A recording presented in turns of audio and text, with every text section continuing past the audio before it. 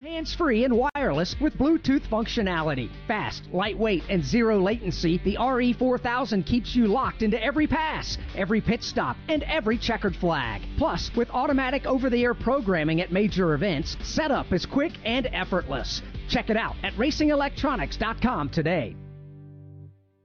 Hey, Joliet, did you miss us?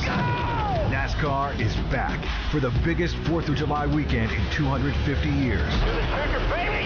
Salute our heroes, continue our traditions, and celebrate America, featuring the Busch Light Summer Music Series. Life, liberty, and the pursuit of speed. Hell yeah, boys! NASCAR weekend at Chicagoland Speedway, July 3rd through 5th. Get your tickets now at chicagolandspeedway.com. From Michigan International Speedway, this is the NASCAR Racing Network, home of the tough trucks of NASCAR. You've never been one to idly watch someone else do something for you.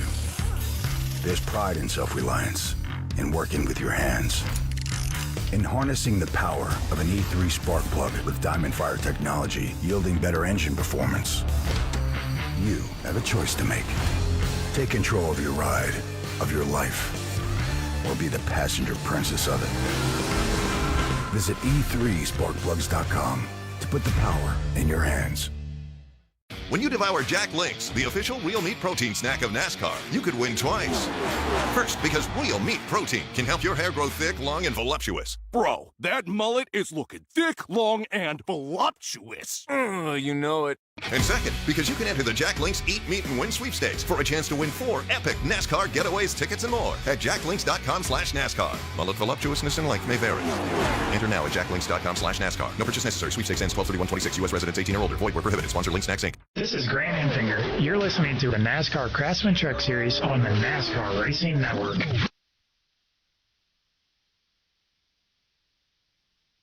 Back here at Michigan, there are 36 drivers getting set to be introduced to the crowd and line up and go racing here today.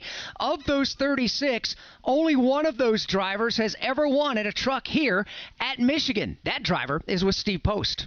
Driver is Stuart Friesen, and he picked up the win last year here at the racetrack. So, Stuart, how does your truck this year compare to what you had here last year? It's pretty good. We worked on it a bunch in practice. I felt like, we used our time pretty wisely and used all practice to get it good. So drove really well at the end. Time trial decent. Was a little too snug, I think, time trialing, but we're in the thick of it to start. So thanks to the Halmar guys, brought 2 really fast TRD pros. Bell nailed his lap, and he's up in the front, which is awesome, and hopefully we can get up there and help him out. Can you talk about the challenges and the opportunities this track provides as far as the width goes and just a lot of room to move around? There's a lot of opportunity to make passes, but you got to be smart about it, because you take the wrong opportunity and then all of a sudden you get passed by 5 or 10 trucks. So, being in a fast line and being smart about passes is what it's going to take. Stuart Friesen starts 12th. He was the winner last year. Carson Hocevar is in the race today. Of course, Carson, a native of Portage, Michigan, which is about 90 minutes away from us here in Brooklyn. He comes into this race winning already this year at Texas Motor Speedway, looking to win number 2 of the year for Spire Motorsports. Let's get Carson's thoughts. He's with Jason. Yeah, he gets to come back home to Michigan. You have big old rock star here today. He's been signing autographs left and right, and a lot's happened in a year. Obviously, you got your first Cup win. You come back here to Michigan now, and you got the truck win already this season. But all the fans that have been coming up to you here throughout the day today, how special is that for you, being a hometown kid? That means a lot to me. This is the only track I ever went to other than Daytona once in 2014 when I was a kid, but this is the only track I ever went to. And we always sat pretty much in turn 3 and 4, which those grandstands are now at Berlin, which is kind of funny to say. So, it's really enjoyable for me. And, just how many people, feel per se represented and, everything. Other sports you can't really, bandwagon or, feel a part of the team. I wasn't a big football fan until the Lions started doing good. So it's really cool for me that, people from Michigan are pretty ride or die and they enjoy my racing and, being a part of the 77 team. And, hopefully it translates well that, I really try to, lean on them and, really appreciate them. All right, let's talk about the truck race here today for you guys. And Steve Post was just talking with Stuart Friesen about how this track has widened now. We noticed in qualifying as well, too. Is there good places on this track now? Is there more opportunities on this track now? I think so. I mean, the race was really fun last year, so yeah, I'm excited to see what we can do. We had this race won, 2 or 3 times, and we blew a tire, or got our tire cut, then had a bad pit stop or strategy the wrong way. So kept having to always try to fight for the lead. So I'm excited for it. Have fun. Thanks. There you go, Carson Hocevar getting introduced to the crowd. You're going to hear the roar when he walks out here. He'll start off in the 6th spot. Hometown favorites ready to go racing here in a truck this afternoon. Start your engines with DQS, proud sponsor of the DQS Solutions and Staffing 250, powered by Precision Vehicle Logistics. From operations to the open track, DQS is part of a connected network of companies built to move fast, perform under pressure, and go the distance. Workforce, security, warehousing, transportation, all powered through one unified platform, driving results for your business. Built to move business forward. Learn more at drivingforwardasone.com. Get ready to rev your engines, NASCAR fans. The thrill, the speed, the action. You can now experience it all for free on the NASCAR channel on Tubi. Feel the adrenaline with a library of unforgettable races from Daytona to Talladega. It's a front row seat to NASCAR history. Best of all, it's completely free. Stream anytime, anywhere on your favorite fast platform. No fees, no strings, just NASCAR. Find the NASCAR channel on your streaming device and start watching today. From Michigan International Speedway, this is the NASCAR Racing Network, home of the tough trucks of NASCAR. Every time the siren sounds or lights flash, someone's life is on the line. At Wheelan Engineering, we know first responders carry that weight every day. That's why for over 70 years, we've led the emergency warning industry, designing and manufacturing the lights, sirens, and safety systems they trust right here in America. Because when the mission is critical, there's no room for second best. Wheelan Engineering, trusted to protect first responders. Do you have $10,000 or more in credit card debt? Are you barely getting by making minimum payments? With credit card debt reaching all-time highs, National Debt Relief is letting everyone know about great debt relief options now available to help people with overwhelming credit card debt. These options may reduce a large portion of your credit card debt. Get a free debt relief consultation when you call 800-212-2828. 800-212-2828. That's 800-212-2828. Join Mike Bagley every week on the Motor Racing Network for the latest news and driver interviews on NASCAR Live.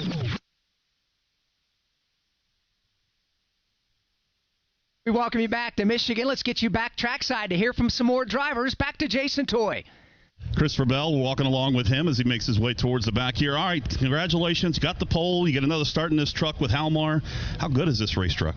Well, I was pretty nervous at the start of practice, but Jimmy, our crew chief Jimmy, did a great job making good adjustments, and by the end I felt really comfortable. So it's going to be a lot of fun. It's going to be a heck of a race. I mean, a busy week for you. Been running elsewhere as well. How much does this truck help you for your Cup effort tomorrow? I don't think so. Yeah, the truck and the Cup cars are so different now that this is just for fun. So I'm going to have some fun. Go have fun. Thank you. Christopher Bell, he's going to lead us to the green flag here today. Connor Mosak is making his 4th start of the season for Spire Motorsports. Brian Patty, the crew chief. Of course, Connor, a 27-year-old from Charlotte, North Carolina, has 2 straight top 10s in his last 2 starts. He was 5th at Darlington. He was 10th at Watkins Glen. He's starting 5th today. Back to Postman. Connor Mosak down here, coming off a couple of top 10 finishes here in the Truck Series at Watkins Glen and back at Darlington. How important is that momentum, even sporadic as you are, to have a couple of good runs coming into this next one? It's good, yeah. Like you said, even being part-time, being with the same group of guys. But when you know you've had some good runs, it's a little bit easier to have the confidence to kind of go out there and be aggressive, and that's what it takes to have a good finish in these things. So it's good to have that momentum for sure. Ran in the ARCA Menard Series race yesterday. What are the differences between the two, the ARCA Menard Series and what you have here in the trucks? The trucks have a little more drag, a little more downforce, so they're probably a little more gripped up by yourself, but the racing is the main difference with so many more guys, so many more competitive cars. You're definitely going to have to be in the draft a lot more today and be careful about when you're pulling out of line and make sure you get clear, where in the ARCA race you had a little more room to play around with since you're only battling a few guys at a time. So that's probably the biggest difference. But the guys at JBMotorsports brought us a fast Chevrolet, so it should make my job easier. Lots of trucks going to be around him. Connor Mosak hopes to be in the mix. He starts 5th here this afternoon. And he's hoping to get that 3rd consecutive top 10 finish. He's done it before when he finished top 10 at Kansas, Homestead, and Phoenix 2 years ago. Wherever you are in life, Freeway gives you more ways to choose and more ways to save. You choose the coverage, you choose the price. Because at Freeway, it's all about real people, real choices, and real savings for every driver. No matter where you live, Freeway's here to help. Your way. And remember, you always win with Freeway. Go to freeway.com and start saving today. Freeway, your way. Defending champion Steven Wilson claimed his first win of the season at Echo Park Speedway in Week 2 of the 2026 NASCAR Coca-Cola iRacing Championship Series. NASCAR's officially sanctioned esports series featuring the top sim racers from around the world. It's Wilson's 3rd Atlanta win in the last 4 visits. Don't forget to tune in Tuesday at 8 p.m. Eastern for Round 3 at Naval Base Coronado in San Diego on eNASCAR.com. Brought to you by Coca-Cola, iRacing, and NASCAR. Before we go any further, we wanted to pause here for a moment and pay homage to a legend of the sport that we lost on Thursday. Ned Jarrett, a native of Conover, North Carolina, passed away. Ned's influence was wide and sweeping. Ned was a 2-time NASCAR Cup Series champion. His resume boasted wins across multiple divisions of NASCAR. His 13-year NASCAR Cup Series career began back in 1953. He won 50 times, and that list of wins includes a win in the 1965 Southern 500 at Darlington. Darlington has a reputation of being a track that takes drivers to task, but on that Labor Day weekend, it was Ned that took control, winning by 14 laps. Ned was one of the first drivers to transition to broadcasting in 1978. Ned joined us here on the Motor Racing Network as a pit reporter and the host of Ned Jarrett's World of Racing, a show that lasted for over 3 decades. Ned would make his way to television, joining CBS and ESPN. Ned's gentlemanly demeanor made him relatable to his audience, therefore creating a trust that is unrivaled to this very day. We at the Motor Racing Network extend our condolences to Dale, Glenn, the entire Jarrett family, and his legions of fans around the globe. Ned Jarrett was 93 years old. From Michigan International Speedway, this is the NASCAR Racing Network, home of the tough trucks of NASCAR. Inspiring story. Dale Earnhardt Jr. comes back to the Daytona International Speedway. He will win the Pepsi 400. I'm just a pilot, man. I just want everybody to be happy. I want to do good, and hopefully all of my dad's fans enjoyed this. This is for all them. Motor Racing Network's NASCAR Live presents podcast Junior's Journey. Jeff Gordon, a colorful career, 50 years of MRN, the 1993 season, the road to royalty, and more. Search for NASCAR Live on your favorite podcast platform. Introducing the RE4000 Bluetooth scanner from Racing Electronics. Experience uncensored, real-time audio from drivers and crews, all hands-free and wireless with Bluetooth functionality, fast, lightweight, and zero latency. The RE4000 keeps you locked into every pass, every pit stop, and every checkered flag. Plus, with automatic over-the-air programming at major events, setup is quick and effortless. Check it out at racingelectronics.com today. This is Jake Garcia. You're listening to the NASCAR Craftsman Truck Series on the NASCAR Racing Network.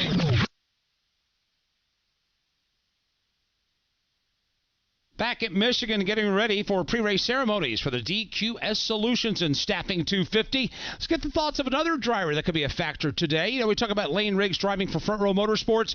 Chandler Smith is his teammate, and he's been potent of late. Matter of fact, he finished 3rd at Nashville a weekend ago. He'll start 3rd today. Back trackside, the Postman. 3rd place in Nashville, starting 3rd place here. How good is your truck here today, Chandler?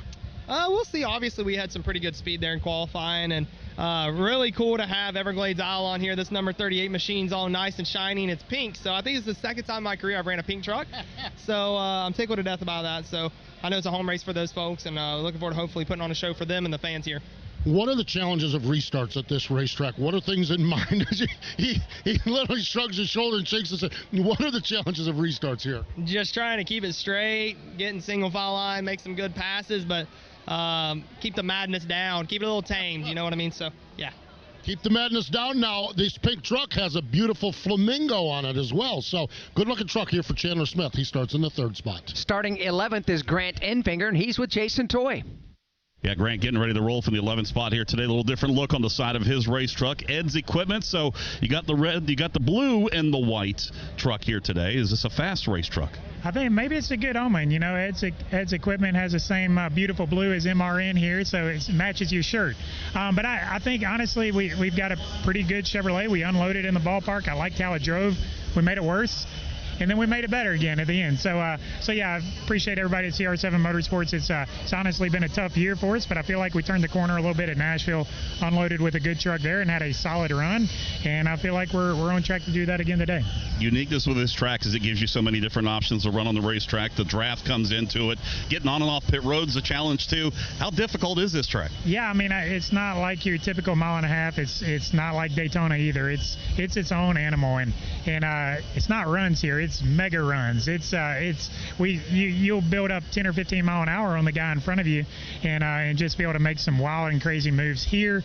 And it's way magnified from our normal mile and a half style racing. So I expect the top 5, 10, 15 trucks to stay in line on the straightaway and then fan out in the corners. And I think it's going to be an entertaining race. I think the trucks here in Michigan are probably the most entertaining race of the weekend, and it's one of my favorite races of the year. We're looking to bring that entertainment home to you today. Grant Enfinger will roll off in the 11th spot. I love the MRN Blue reference there from Grant Enfinger, a driver that finds himself on the outside of chase contention coming into this weekend's race. We'll take 10 drivers into the chase. He sits 12th. He is 26 below the cut.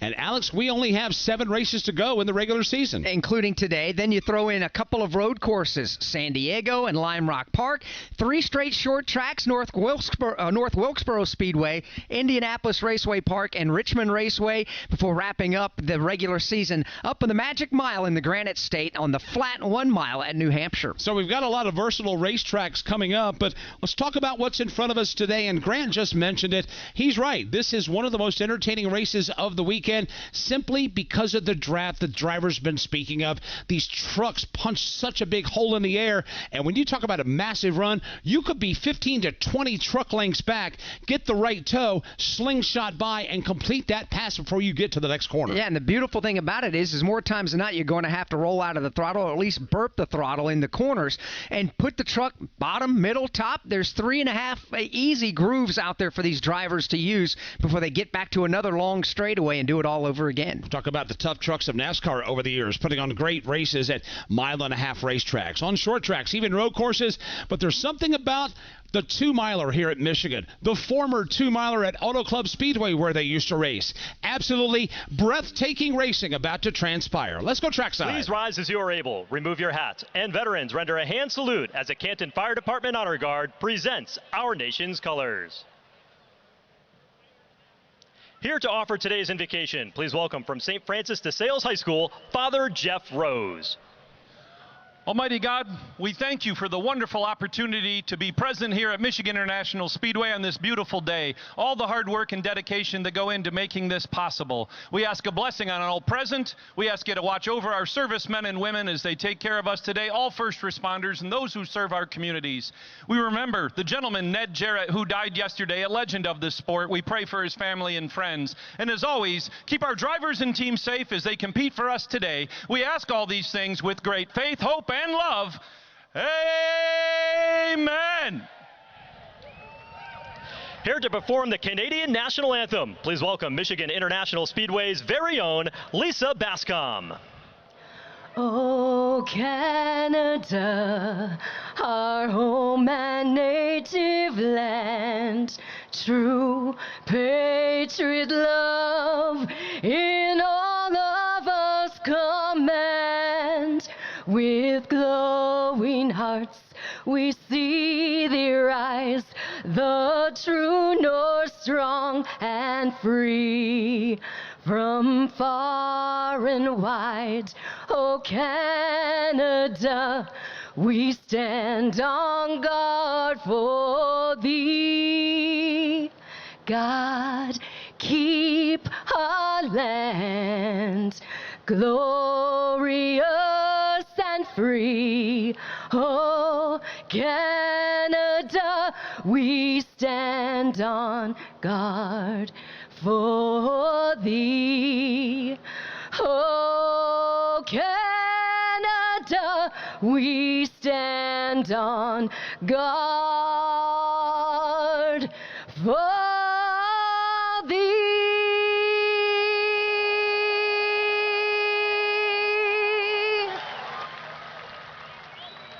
Here to perform the Star Spangled Banner, please welcome the Wayne Memorial High School Band.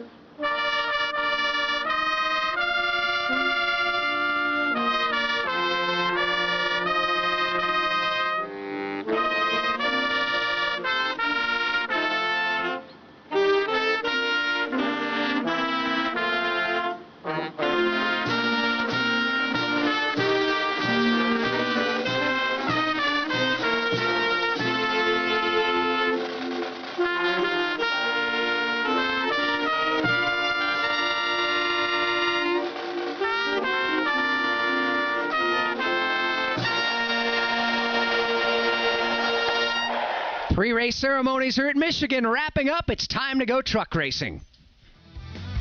NASCAR Live Race Day has been brought to you by Toyota Racing. Your race, your story. Be part of the action at ToyotaRacingUSA.com. How does Chase Briscoe win? With the hands of his pit crew changing 4 tires in under 9 seconds. The voice of his spotter carving a path through the pack. His race engineer, systems engineer, all working tirelessly to shave off 1/10 of a second. With his team at Toyota, his crew chief, his fans, his family. It's all of this all at once at 200 miles per hour. From the moment Chase joined Toyota to the moment he ends up in victory lane. So how does Chase Briscoe win? In summary, not alone. Toyota Racing. Your race, your story. NASCAR is a registered trademark of the National Association for Stock Car Auto Racing, LLC. Hey, Joliet, did you miss us? NASCAR is back for the biggest 4th of July weekend in 250 years. Salute our heroes, continue our traditions, and celebrate America, featuring the Busch Light Summer Music Series. Life, liberty, and the pursuit of speed. Hell yeah, boys! NASCAR weekend at Chicagoland Speedway, July 3rd through 5th. Get your tickets now at chicagolandspeedway.com. Coming up, we'll break down the strategy for today's 250 miles of racing. We'll do that in just a moment with our own Todd Gordon. From Michigan International Speedway, this is the NASCAR Racing Network, home of the tough trucks of NASCAR. We are under the green flag. Listen up, NASCAR fans. Now's the time to turn your love of racing into big-time prizes. Because NASCAR Fantasy Live is your fast lane to bragging rights. Furious racing here. Pick 5 drivers each week of the season. Then complete additional challenges to stack points. All for your shot at the grand prize. So let's get this party started. For official rules and to learn more, visit NASCAR.com/fantasy and sign up today. NASCAR fans, iRacing Studios brings you NASCAR 25. Race hundreds of the biggest stars of the sport on top tracks from Daytona to Sonoma. Start your career in the ARCA Menard Series and work your way up to Cup while managing team members, sponsors, and more. Or compete online with NASCAR fans around the world. NASCAR 25, available on PlayStation, Xbox, and PC. Head to NASCAR25.com to buy now. Follow along with the Motor Racing Network, Facebook, X, Instagram, and YouTube.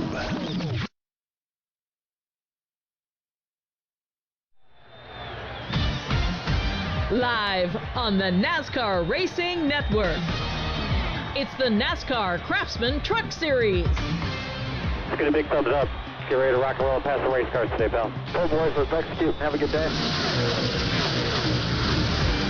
today. The DQS Solutions and Staffing 200, powered by Precision Vehicle Logistics from Michigan International Speedway. Brought to you by Craftsman, with tools built to power through the mess. You can go from, what have I done, to, yeah, I did that. Head to craftsman.com today. Craftsman, build on. By Freeway Insurance. More ways to choose, more ways to save. Freeway, your way. By DQS Solutions and Staffing. Learn more at drivingforwardasone.com. By Hardee's. Get the Hardee's app and join My Rewards, and we'll start you off with a free sandwich. Plus, earn rewards with every dollar spent and order ahead. By Liberty Mutual Insurance. Only pay for what you need. And by Toyota Racing. Your race, your story. Be part of the action at toyotaracingusa.com. Back here at Michigan, the sun now drenching the front side of Michigan International's vast acreage here at this racetrack as we get set for the command to fire engines and put the trucks on the track. So, Todd Gordon, what are we looking at strategically to try to get to the checkered flag first? 125 laps, that's 250 miles. Stage 1 ends at 30. Stage 2 ends at 60. You've got 3 sets of stickers laying on the pit box right now. I expect to see one go on at the end of Stage 1, one at the end of Stage 2, and one to split up that last run that you can't make it on fuel. So that would be the strategy I would play forward. We'll see what happens if there's a late caution in one of these stages. That might shuffle up the field. Whenever we talk about the draft, we always talk about, well, the deeper you are in line, that perhaps maybe you can save a little fuel. But a draft at Michigan is different than a draft at Talladega and Daytona, no? Yes, because the deeper you get, you're going to start losing pace. You can't draft through the corners in these trucks, especially as they get more laps on tires. You've got to stagger out and get yourself some clean air to be able to roll that speed. If you're stuck right behind somebody, you're probably not going to roll the momentum off the corner that you had. These 2 stages will be pretty straightforward. The third one, you can't save enough to make that happen. Well, watch me get proved wrong here, but the way I look at this, you can't, so you're just going to work on having tires and pick the right time to put those on. Michigan International Speedway, relatively smooth. There are some dips and some humps, some bumps on the surface. We'll talk more about those here coming up as well. This track has a character unique to itself. So right now, let's go trackside and get the most famous words in motorsports. All right, Michigan, here to give the command to fire engines. Please welcome DQS President of Solutions, Mike Gorno, along with Freedom Factory owner, piloting the number 4 Chevy in today's race, Cletus McFarland. Ladies and gentlemen, I just have 3 things to say. Be like Biff, do it for Dale, and drivers, start your engines!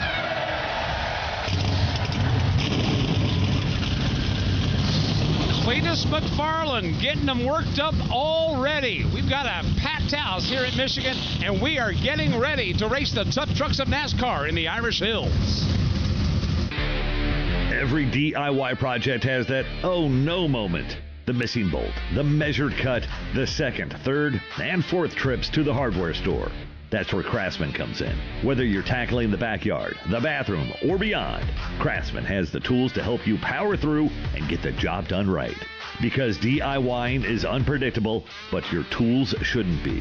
Head to Craftsman.com today and find the right tools for any project.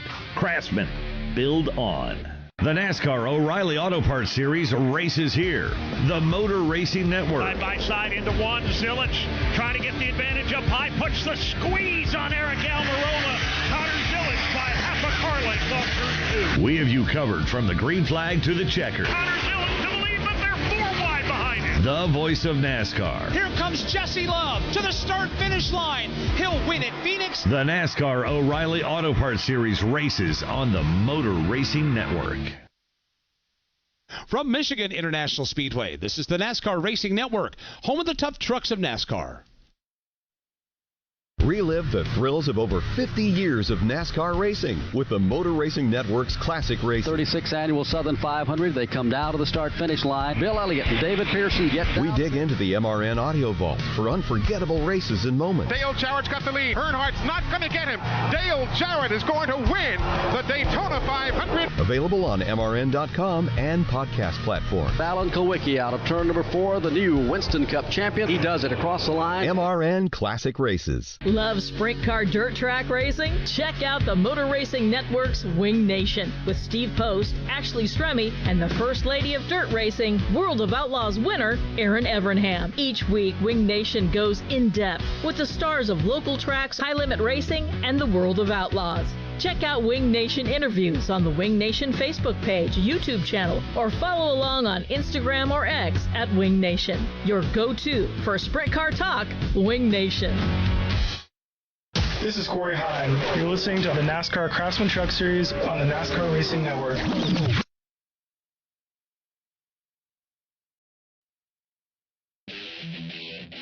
Now, here's the starting lineup. Starting 36th this afternoon will be Tanner Gray. Ben Rhodes will start in the 35th position with Caleb Costner in 34th. Morgan Baird will start 33rd. Josh Rayum will start 32nd. And Frankie Muniz will start 31st. Minnie Tyrell will start 30th. Cletus McFarland goes 29th. Spencer Boyd starts 28th. Chris Wright 27th. Daniel Dye goes from 26th. And Parker Kligerman starts 25th. Daniel Hemrick qualified 24th. Corey Heim starts mid-pack in 23rd. Justin Haley starts 22nd, and Butterbean Queen starts 21st. The field begins to ease off the pit lane and begin the first of several pace and parade laps, while we introduce to you Christian Eckes. That will start in the 20th position. Ricky Stenhouse Jr. starts 19th. Andres Perez is your 18th starter, with Caden Honeycutt starting in 17th. Dawson Sutton will start 16th this afternoon. Ross Chastain is back in the series. He'll start 15th today. Corey LaJoie, he'll start 14th. Tyler Ankrum 13th. Stuart Friesen is the 12th starter, and rolling off 11th will be Grant Enfinger. Spencer Davis qualified 10th. Jake Garcia goes 9th. Gio Ruggiero starts 8th. Cole Butcher 7th. Carson Hocevar will go from the number 6 starting spot. Connor Mozak starts 5th. Lane Riggs goes 4th.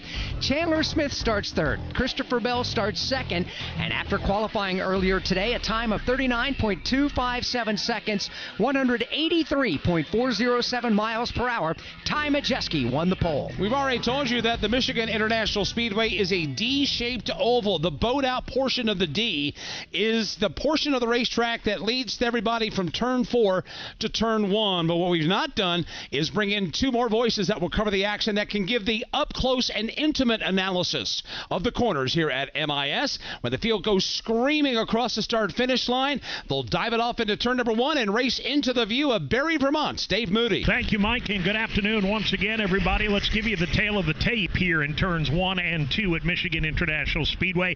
Officially, it is 18 degrees of banking. There is unofficially a little bit of variation built into the bank. They didn't discover that until they tore the track up to repave it about 14 years ago. But for the most part, it's 18 degrees all the way around. Then they'll spill out onto the back straightaway where that banking falls away to just 5 degrees. It'll be interesting to see what happens as this race moves on, because in practice and qualifying today, the trucks and also the cup cars in practice were moving up as high as we've seen them in recent years on this banking. They may finally get all the way to the wall before this weekend is over. We'll certainly keep an eye on that. They're ready to roll in front of a jam-packed infield campground. I'm not sure you could shoehorn another camper in here with a can of Crisco and a running start. That's a sign of a big weekend ahead here at Michigan. Now let's go to the other end of the property. And Marlboro, New Jersey's Tim Catalfamo. All right, thank you very much, Dave, and hello everyone in turns 3 and 4. When they exit Dave's position off of turn number 2, they'll work their way down the long back straightaway here at Michigan International Speedway,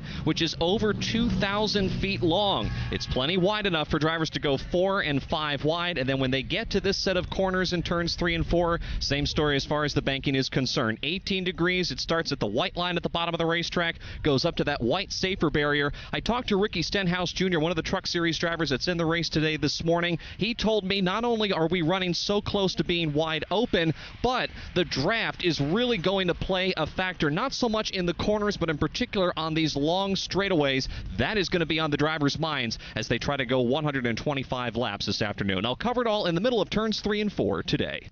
Time now for a final thought from the pit lane before the drop of the green flag on some inside stories, starting with Steve Post. Christian Eckes comes to Michigan with some unfinished business. His last Truck Series race here at this racetrack was in 2020. He was leading when they crossed for the white flag. Unfortunately, got passed. Wound up coming back to a second-place finish. So he has some unfinished business here at this racetrack. I just talked to Dave Ellens, his crew chief. Dave said they're not surprised they qualified 20th. What they're hoping for is sunshine and a long green flag run because they have built handling into this truck, and they feel if that's the case, they will be very, very good. Eckes had a bit of a run. 7th-place finish, 6th-place finish, 8th-place finish in the last 3 races. Has him up to 3rd in the standings, and we'll see how he fares here today at Michigan. Again, Christian Eckes starts in the 20th spot. Jason Toy. Steve, when we come to Michigan, we always talk about manufacturers. It's their backyard, and everybody wants to have the opportunity to take home that trophy as a manufacturer. Dodge back into the fray again here. 1 year ago, they announced here at Michigan they were making a return back to the Craftsman Truck Series. Tim Kaniskis, also Matt Collick, Chris Rice, they all got together. They built this team from scratch. 172 employees. They doubled their employee base. They did not have vendors for these trucks until mid-December before going down to Daytona. They are saying this last 6 weeks has been a test of this team to get them to where they need to be and get the right things into this new truck. They're looking forward to the break off next week, but they're very happy with the momentum they have been building here the early part of this season for Dodge and the return back to the Craftsman Truck Series. They all start towards the top 20 here today. You hear the field roaring by. Jason Toy in the background. The field is singled out, and they are establishing their tachometers. Pit road speed is 55 miles an hour. They'll come back up onto the banking. They're getting the 1 to go on pit road, so the next time they come to the line will be green flag racing. We talk about Lane Riggs going for his 3rd win in a row. Other drivers to consider: Caden Honeycutt, Christian Eckes, Chandler Smith, Gio Ruggiero. They're the top 5 in the chase standings. 7 races to go in the regular season. And I would say, Alex, this race is anybody's race. In the top 20, top 22, the draft takes over. Good performance. We don't know what we're going to get, except we know this is going to be a good race today. I like what you said. It could be anybody's race. Michigan with the trucks. We've had 16 different winners in the last 17 Michigan races. Brett Moffitt, back in 2016 and 2018, is the only repeat winner in the last 17 races. So to your point, anybody can win this thing here today. It's time to go racing. The field is doubled up behind the pace truck.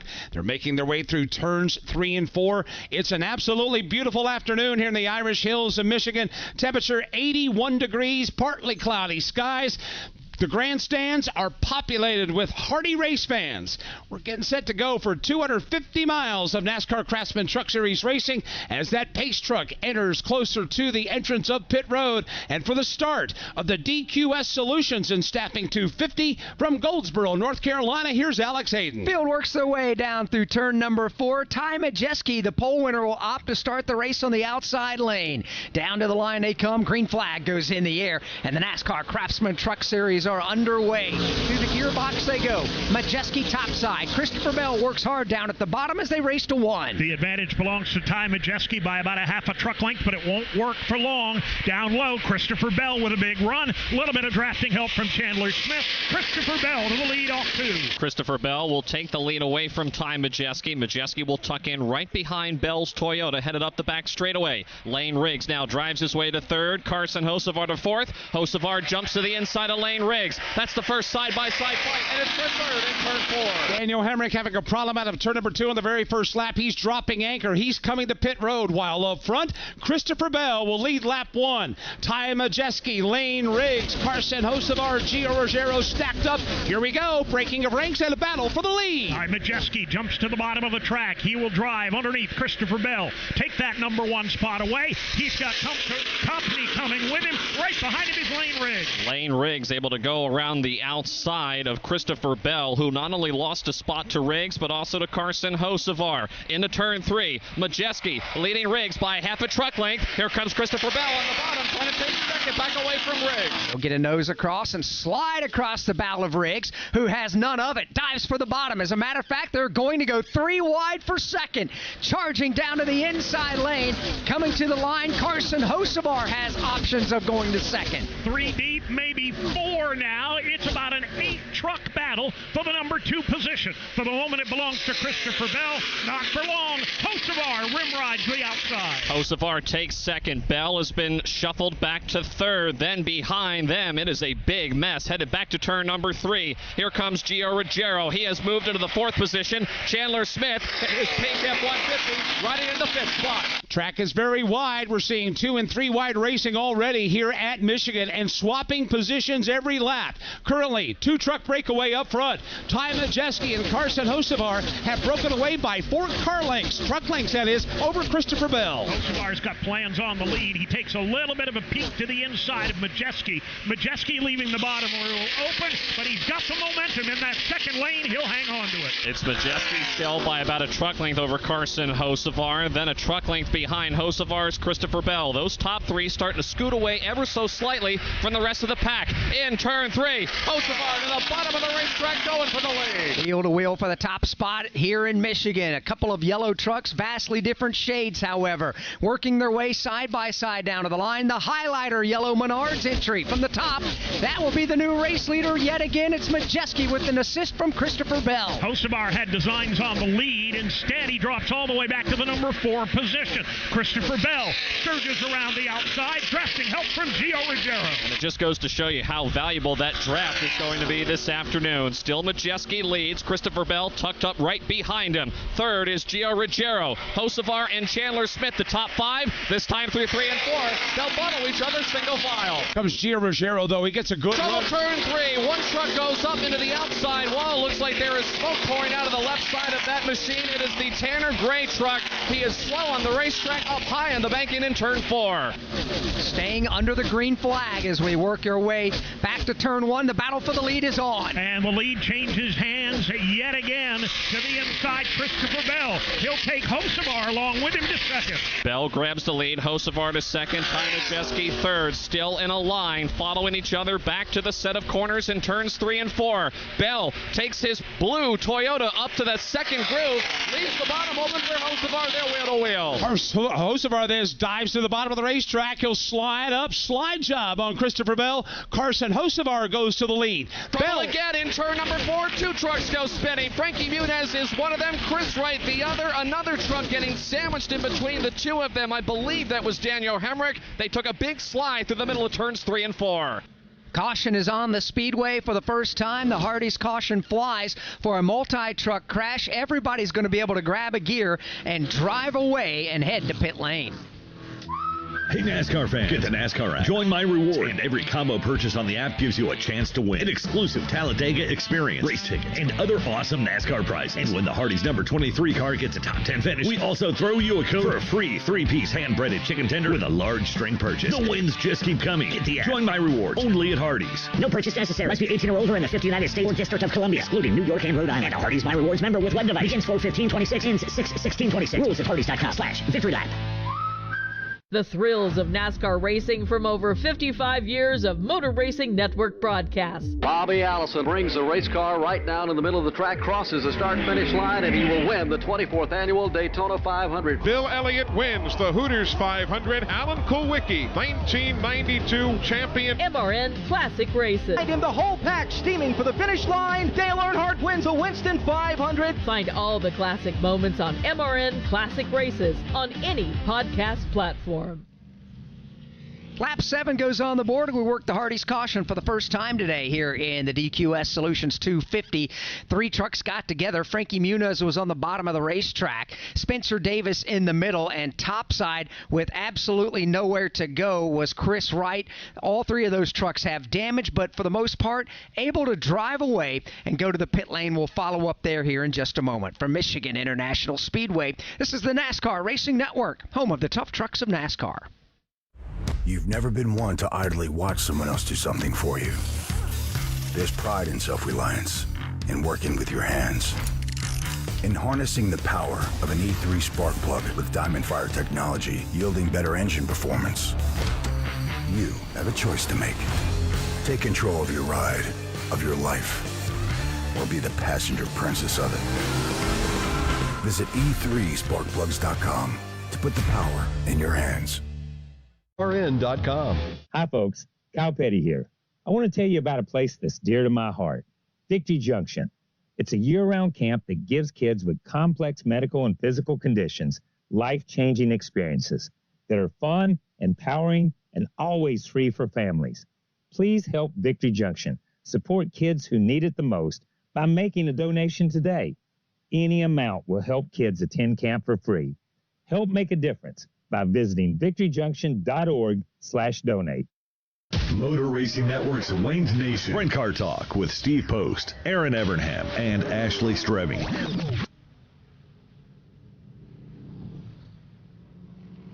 We welcome you back to the DQS Solutions and Staffing's 250. The right partners, the right solutions. DQS Solutions and Staffing is part of a connected network of companies bringing workforce, security, and logistics together to help your business go the distance. Learn more at drivingforwardasone.com. Pit road is open, and we've got some takers. Steve Post. Yeah, a couple of the damaged trucks. Spencer Davis is in. They've worked on the front of that truck. Frankie Muniz's truck is in. Just watch Tyler Ankrum do a pit stop and chassis adjustments. So Mark Hillman not happy with the handling of that truck. Looks like Daniel Dye is in as well. Jason, I know you've been busy really since the drop of the green down there. Matter of fact, as they headed off into turn number one, it got real busy. But we can backtrack a little bit here with Corey LaJoy. They got a little bit of damage on the left front corner for him and that Dodge. They're making the repairs there. Also, we've seen Daniel Hemrick on pit road early on. He got damage on the right front, started billowing some smoke inside the cab of the truck, was concerned about it, came in, they pulled that fender out. Same thing for Taylor Gray. He is on pit road once again here. He had damage on the right front and the left front of that Toyota. It's been a dismal day for them. They had a flat there in practice, damaged a little bit of the fender, didn't get to qualify, had to start scratching the field, but he's trying to work his way up with a damaged race truck. Those pit stops taking place on lap 9. Let's pause 10 seconds for station identification on the NASCAR Racing Network.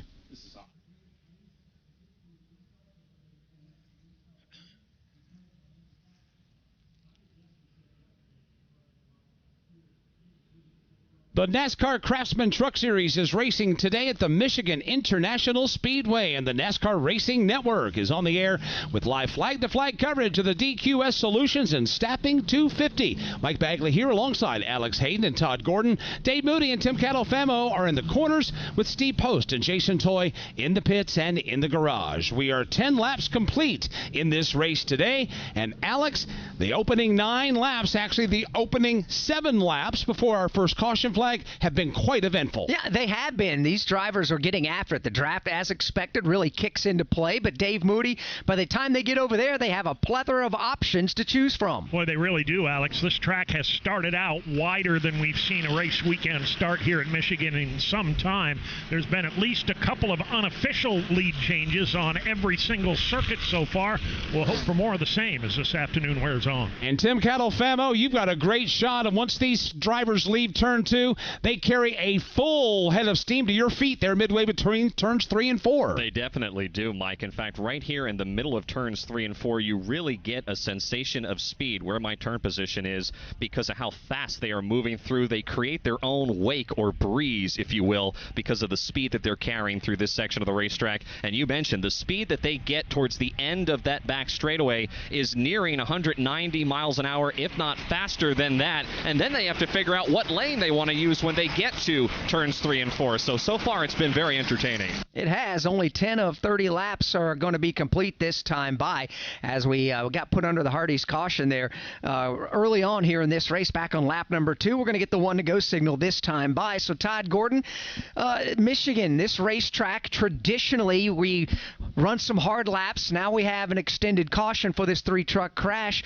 What's the heat cycle like for a set of Goodyear tires traditionally here at Michigan? Great question. And really with these trucks, I believe that this is one where it's not that big a deal. As you come forward, we saw trucks come to pit road to work on their balance. I watched down there, and I didn't see people putting a lot of fuel in the trucks.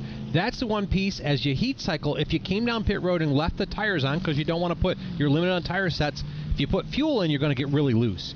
The heat cycle here may get just a little bit snugger. The fronts might not turn quite as well, but I don't think it's a big swing here at Michigan. Field's getting the one to go. They're choosing as we speak. Carson Hocevar is posted as the leader. He will choose to restart in the outside lane.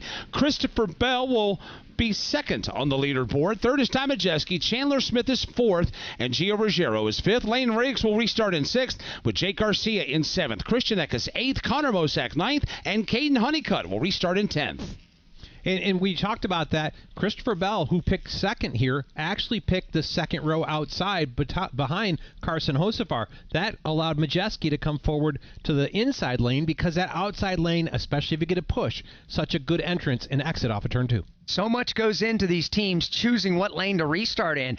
Awful lot of factors, including who would be potentially behind you to help you push, what lane traditionally is better to get a good launch here, and where there's bump. Todd, you had mentioned earlier, there's a pretty significant bump on the low side past start finish. Yeah, if you look just about where you select the restart zone, the bottom of the racetrack has kind of a swale in it. It upsets the trucks down there. Up against the wall, not so much. So just one of those things of how you're going to take this initial push and where you get into turn 1. Pace truck is on pit road. Everybody has to stay in line until they cross the start-finish line. Here we go. Green flag is back up, and side by side they'll race. Nobody stepping out of the line until you get back to row 3. 3 wide from third on back, already in 1. Nobody able to get the advantage at the front of the pack on entry into turn 1. Now Hocevar will grab the lead midway between 1 and 2. He goes to the top spot around the outside. Christopher Bell will go with him to second. And then behind Christopher Bell, moving up into the third position, is Chandler Smith. That's the top 3. They remain nose to tail, single file, headed back to turn number 3. Here is Christopher Bell looking on the outside of Carson Hocevar for the lead. There's nothing there this time. Further back, pole winner Ty Majeski just got swallowed up and put in a very difficult position, middle 3 wide. He had to roll out of the throttle. He's going to lose a handful of positions. Stuart Friesen, Lane Riggs, they'll go blasting by topside. Ty Majeski all by himself on that inside line has dropped back outside the top 10. We'll keep an eye on him to see if there may be a bigger problem. He is still free falling as they race to the backstretch. Majeski trying to get in line and recover after losing a lot of momentum on the restart. He is still losing spots outside of the top 10. Battle for the lead remains tight going into turn number 3. Christopher Bell in that second group looking for running room around Carson Hocevar, the leader. Ty Majeski got hung out of the draft. That truck is still at speed, and he slides up now and takes the 13th position out of turn number 4. But Dave, that's how big the draft is here at Michigan. One moment you're on the front row, the next thing you're outside of the top 15. He became Mr. Lonely on that inside line with no drafting help, front or rear. Immediately dropped back outside the top 10.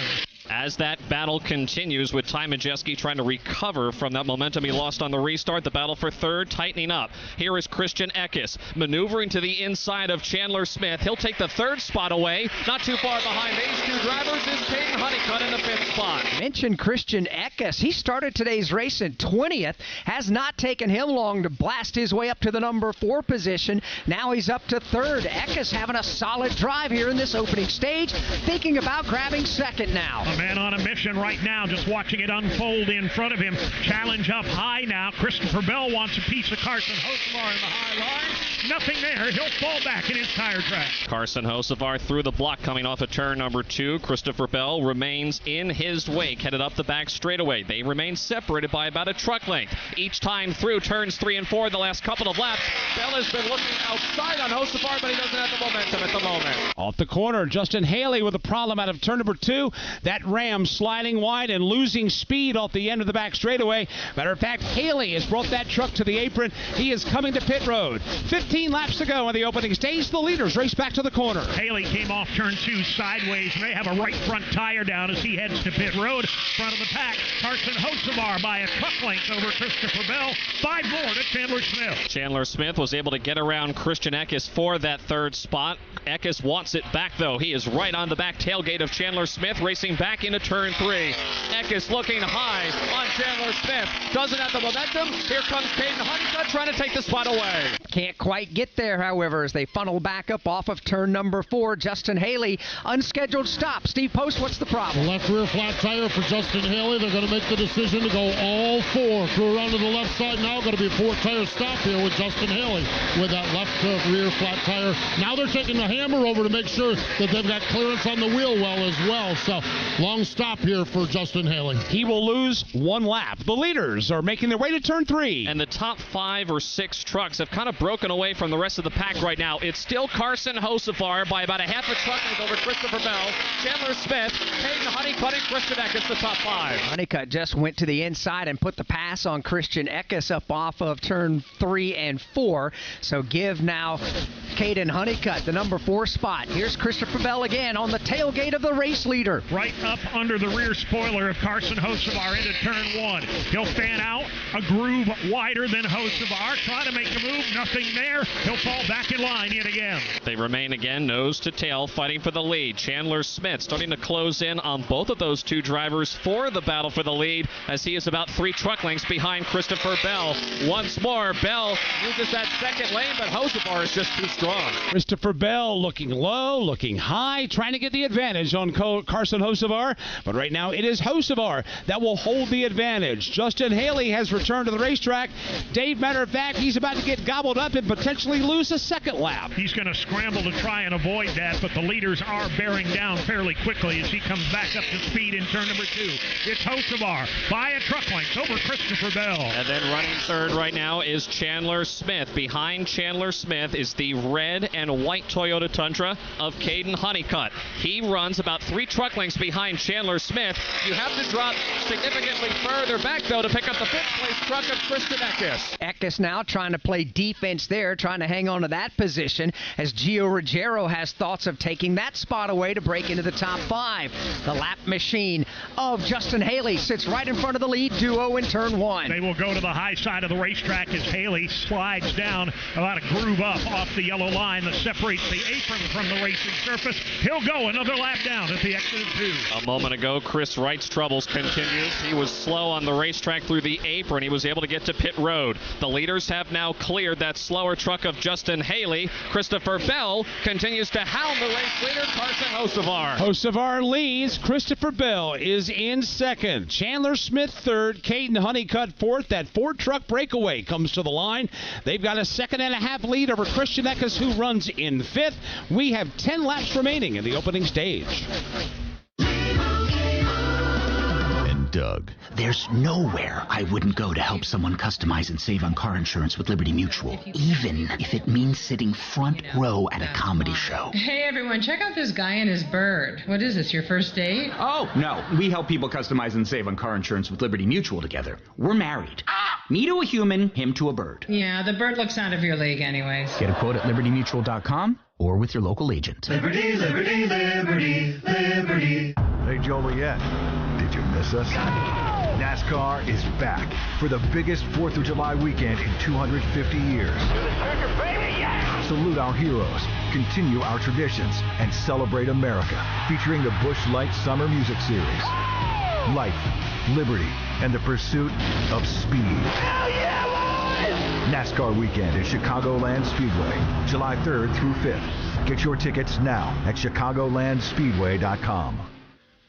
Couple of changes in the top 10 while we were away. Lane Riggs has gotten around Gio Ruggiero to take 6th, and Corey Heim has just bypassed Stuart Friesen to break into the top 10. So now with 8 to go in this stage, it's Carson Hocevar leading. Christopher Bell, Chandler Smith, Caden Honeycutt, and Christian Eckes. From Michigan International Speedway, this is the NASCAR Racing Network, home of the tough trucks of NASCAR.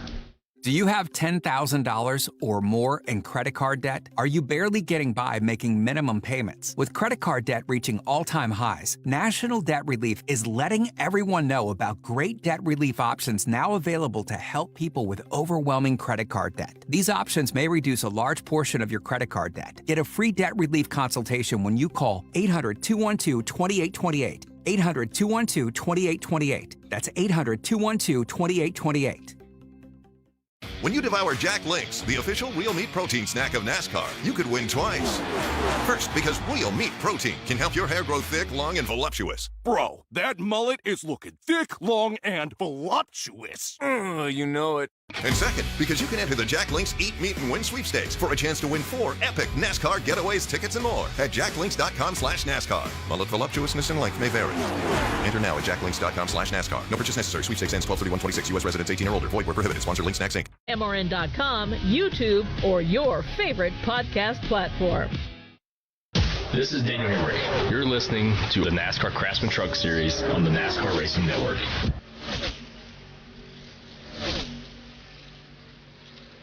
6 laps to go in the opening stage of the DQS Solutions and Staffing 250. Carson Hocevar has just led his 19th lap of the 24 that we have completed so far. Christopher Bell's been in his hip pocket since we've gone back under the green flag. But, Todd, we just witnessed something a moment ago when Caden Honeycutt tried to pass Chandler Smith for third. Aerodynamics took over, and that was costly to that battle for third. And we often talk about side drafting, and it doesn't make you faster. It makes you slower. We saw Chandler Smith and Honeycutt get side by side and pull each other back, trying to finish the pass on each other. It was 3/4 of a second slower lap time because they were pulling each other back. Side by side for the lead in turn 1. Christopher Bell has decided it's time to fly. He dials up the low line, dives under Carson Hocevar, gets a little loose at the exit of 2, but hangs on to it. Hocevar, though, fighting back right on the back bumper. Christopher Bell practically pushing him down the back straightaway. Hocevar now into turn 3, dials up the low lane.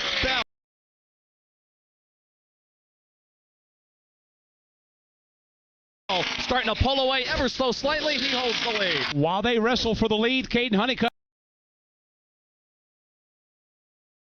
has gotten around Chandler Smith. Finally, he'll complete that pass and go to third. All eyes on the battle for the lead. Christopher Bell has taken the point, but Carson Hocevar is not letting him get away. Now it's Hocevar returning the favor, buried right up under the rear spoiler of the Christopher Bell machine.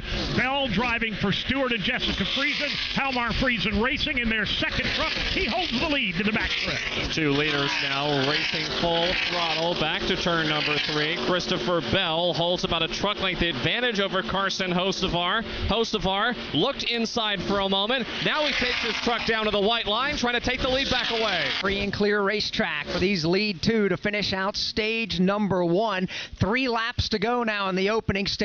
Christopher Bell, the leader, has a truck length between himself and second place Carson Hocevar as they race back to the banking of turns 1 and 2. It's a 2-man dance for the win here in stage number 1, barring something pretty spectacular, as Honeycutt is back about 25, maybe 30 truck lengths behind the lead pair. And there is no lap traffic ahead for Christopher Bell and Carson Hocevar, so they, to Dave's point, will settle this stage 1 win amongst themselves. This time through 3 and 4, they remain separated by a truck length. Bell wibbled just a little bit. Hocevar right to his back bumper off 4. Wanted to give you an update on the Justin Haley saga. He had a flat tire that had to come down and be changed. While he was on pit road, they fueled the truck. Well, he's lost 2 laps and now has been dinged with an improper fueling penalty that Justin Haley has had to acknowledge. Less than 2 laps to go in the stage. The leaders exit turn 2 and race up the back straightaway. Carson Hocevar got a good launch off of turn number 2. He's right on the rear spoiler of Christopher Bell, trying to contest him for the race lead. Bell, though, calmly takes his truck into that second groove in turn 3, giving Hocevar the bottom. Hocevar just doesn't have the speed right now to make the pass. Nope, can't do it. Aerodynamics come into play as Christopher Bell dirties up the air over the nose of that black and yellow Ziegler Chevrolet Silverado. Nose to tail they go again as we begin the final circuit of stage 1. Carson Hocevar will dive to the bottom of the racetrack as Bell goes midway up the banking. They are side by side now for the lead, but Bell with a big head of steam off the top will hold on. Christopher Bell has been using that second groove or outside lane to his advantage, and this time as he races to turn 3, he has gapped Carson Hocevar, I should say, by about 3 truck lengths. Off the corner they come. Hocevar losing a lot of real estate on this final lap of stage 1. We'll look out his windshield and see Christopher Bell take the green and white checkered flag. Winner of stage 1 of the DQS Solutions and Staffing 2 250. Hocevar will come across the line in second. Caden Honeycutt third. Chandler Smith fourth, and Lane Riggs in fifth. Corey Heim has worked his way up to the sixth position with Christian Eckes in seventh. Gio Ruggiero in eighth. The Garcia truck in ninth, and Ross Chastain finishing in 10th. That means for the second time today, the caution is out, presented by Hardee's. Buckle up, NASCAR fans. Get the Hardee's app and join My Rewards, and Hardee's will start you off with a free sandwich. Plus, earn rewards lap after lap, and order your Hardee's ahead. Start your engines with DQS, proud sponsor of the DQS Solutions and Staffing 250, powered by Precision Vehicle Logistics. From operations to the open track, DQS is part of a connected network of companies built to move fast, perform under pressure, and go the distance. Workforce, security, warehousing, transportation, all powered through one unified platform, driving results for your business. Built to move business forward. Learn more at drivingforwardasone.com. Meet the all-new RE4000 Bluetooth scanner from Racing Electronics. Hear uncensored audio from your favorite drivers or listen to the live MRN radio broadcast, all hands-free and wireless with Bluetooth technology. Fast, lightweight, and built for race day, the RE4000 delivers zero latency so you never miss a moment of the action. Powerful, wireless, effortless, that's the RE4000. Learn more at racingelectronics.com. From Michigan International Speedway, this is the NASCAR Racing Network, home of the tough trucks of NASCAR. Every time the siren sounds or lights flash, someone's life is on the line. At Whelen Engineering, we know first responders carry that weight every day. That's why for over 70 years, we've led the emergency warning industry, designing and manufacturing the lights, sirens, and safety systems they trust right here in America. Because when the mission is critical, there's no room for second best. Whelen Engineering, trusted to protect first responders. Bluetooth scanner from Racing Electronics. Hear uncensored audio from your favorite drivers or listen to the live MRN radio broadcast. All hands-free and wireless with Bluetooth technology. Fast, lightweight, and built for race day. The RE4000 delivers zero latency so you never miss a moment of the action. Powerful, wireless, effortless. That's the RE4000. Learn more at racingelectronics.com. Motor Racing Network's NASCAR Coast to Coast podcast with Chris Wilner. All about grassroots racing. Back at Michigan, pit lane is open. They're in front of Jason Toy. Christopher Bell, the leader, is going to come in, bring his Toyota into the groove. They said the only adjustment they're going to make is a slight air pressure adjustment because it got loose as the run went on. Second can of Sunoco Fuel's going in for him. Ty Majeski is in. They swing around to the left side on his race truck. Corey LaJoy also in on this end of the pit road along with Connor Mozak. Corey Hyman, Ben Rhodes. Going to be Christopher Bell down on the way first. See post. Carson Hocevar said his truck got a little bit snug toward the end of that run. 4 tires, Sunoco Racing Fuel. He gets down and away. Gio Ruggiero reported that his truck was snug as well. Looking at the Front Row Motorsports, Lane Riggs was loose. Chandler Smith was tight. Pit stops here at the end of stage 32 with the necessary adjustments. Morgan Baird came off pit road after missing his pit stall there. He will exit pit road first, but Carson Hocevar was one of the faster ones coming off the pit lane, but it's all C. Bell behind Corey Heim there in second. Hocevar third. You've got the gray truck there in fourth. Kane Honeycutt coming off the pit lane in position number 5 as we work caution flag number 2. Every DIY project has that oh no moment. The missing bolt, the measured cut, the second, third, and fourth trips to the hardware store. That's where Craftsman comes in. Whether you're tackling the backyard, the bathroom, or beyond, Craftsman has the tools to help you power through and get the job done right. Because DIYing is unpredictable, but your tools shouldn't be. Head to Craftsman.com today and find the right tools for any project. Craftsman, build on. The tough trucks of the NASCAR Craftsman Truck Series race on the NASCAR Racing Network. Heim runs majestic. Way up the bank, it is Corey Heim. Majeski slid up the racetrack, and Corey Heim clear as the leader. Your exclusive home for all the exciting racing action of the tough trucks of NASCAR. Checkered flag is waving at the start-finish line for the 12th time in 2025. Corey Heim will take that checkered flag. The NASCAR Craftsman Truck Series, only on the NASCAR Racing Network. Lead lap trucks pitted 1 lap ago. Now those trucks a lap or more down will make their way down the pit lane to receive their service at lap 33. Christopher Bell continues to lead from Michigan International Speedway. This is the NASCAR Racing Network, home of the tough trucks of NASCAR. NASCAR history. Petty wins his 200th career NASCAR victory. Told by the people who made that history. President Reagan was there. He got us on the front page, and we got him in the sports page. It was a good trade-off from that standpoint. Motor Racing Network's NASCAR Live presents podcast The Road to Royalty. Jeff Gordon, A Colorful Career, 50 Years of MRN, the 1993 season, Junior's Journey, and more. Search for NASCAR Live on your favorite podcast platform. The chase is back. And so is NASCAR Hot Pass for the 2026 season, as we go into the garage and hear from the sports newsmakers. Now we have a different set of rules, but it's all starting at zero again, and we have to change the way we go win a championship. NASCAR Hot Pass, weekdays from the Motor Racing Network. It's not a massive change. It's still the same car. But, we didn't change cars. We're just keeping up with everybody else. This is Caden Honeycutt. You're listening to the NASCAR Craftsman Truck Series on the NASCAR Racing Network.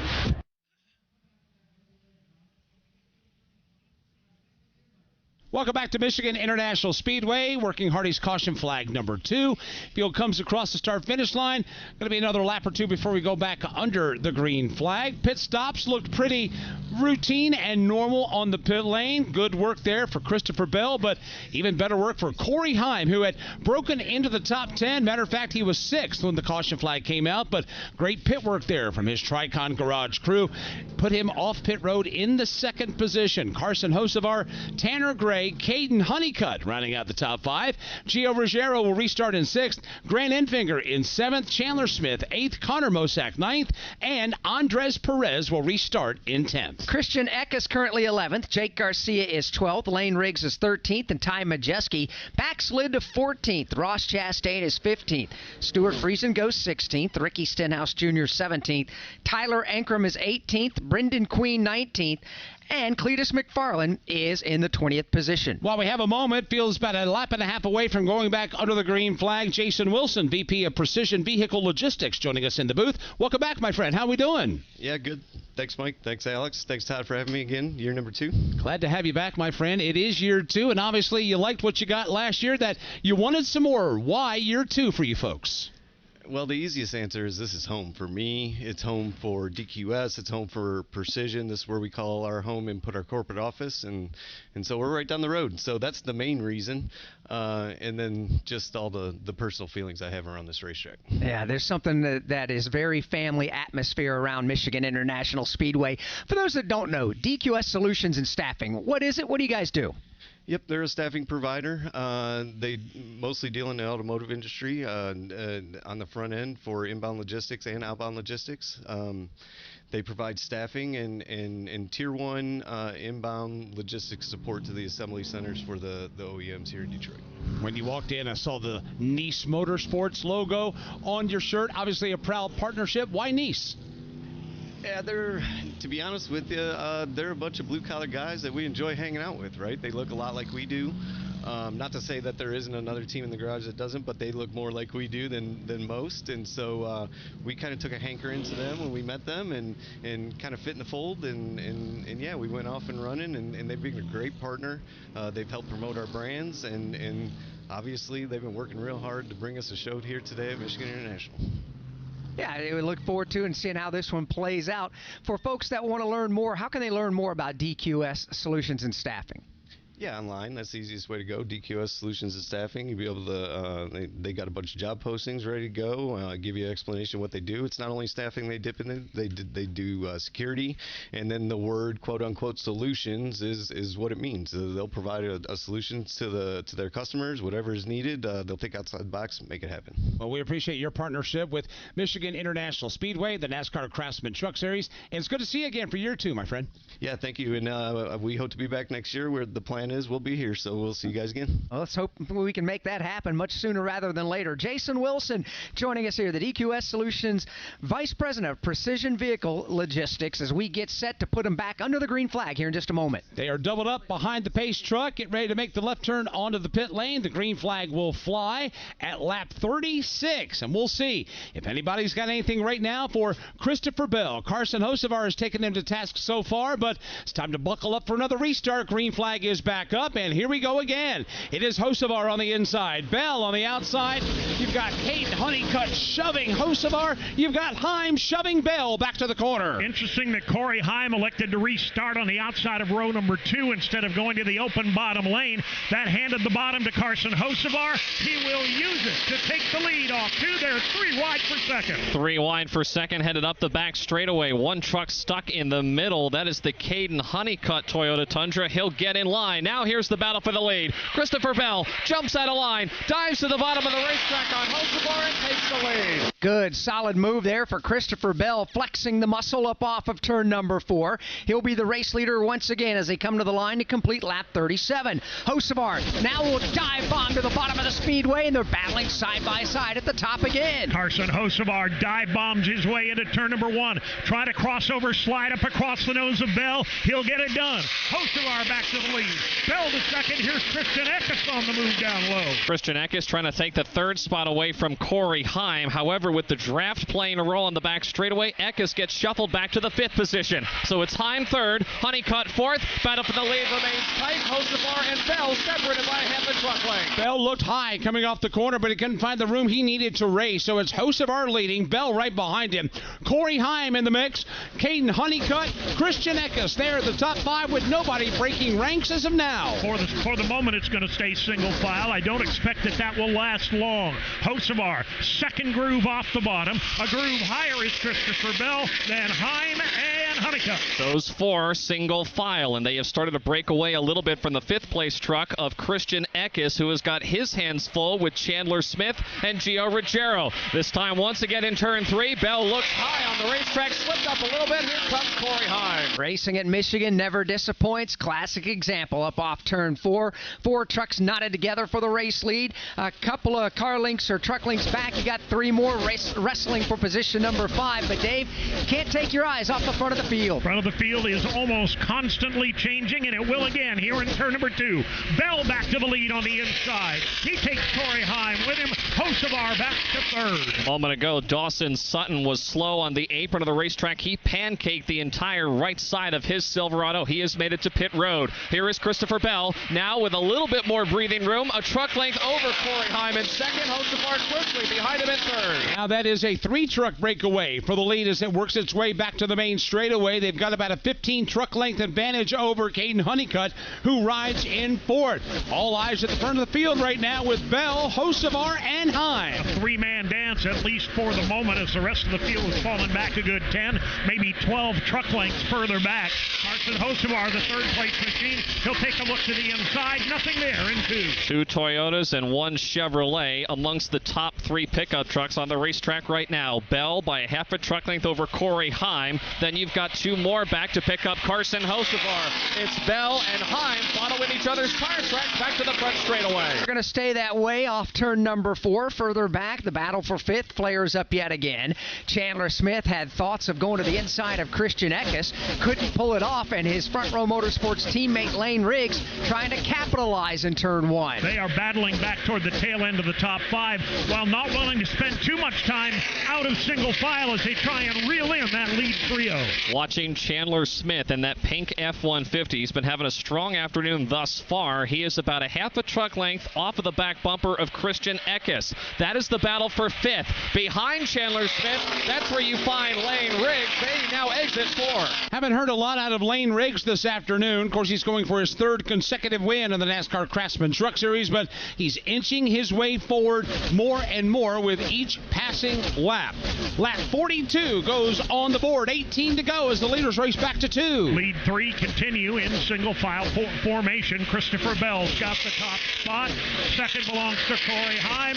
Carson Hocevar, a truck length back third. And Corey Heim, who rides in that second position, has been very content thus far to just follow directly behind Christopher Bell and give him some nice drafting assistance down the straightaways. This time through turns 3 and 4, both Bell and Heim are moving higher up on the racetrack. Coming down to the start-finish line, the 43rd lap goes on the board. 17 to go here in stage number 2.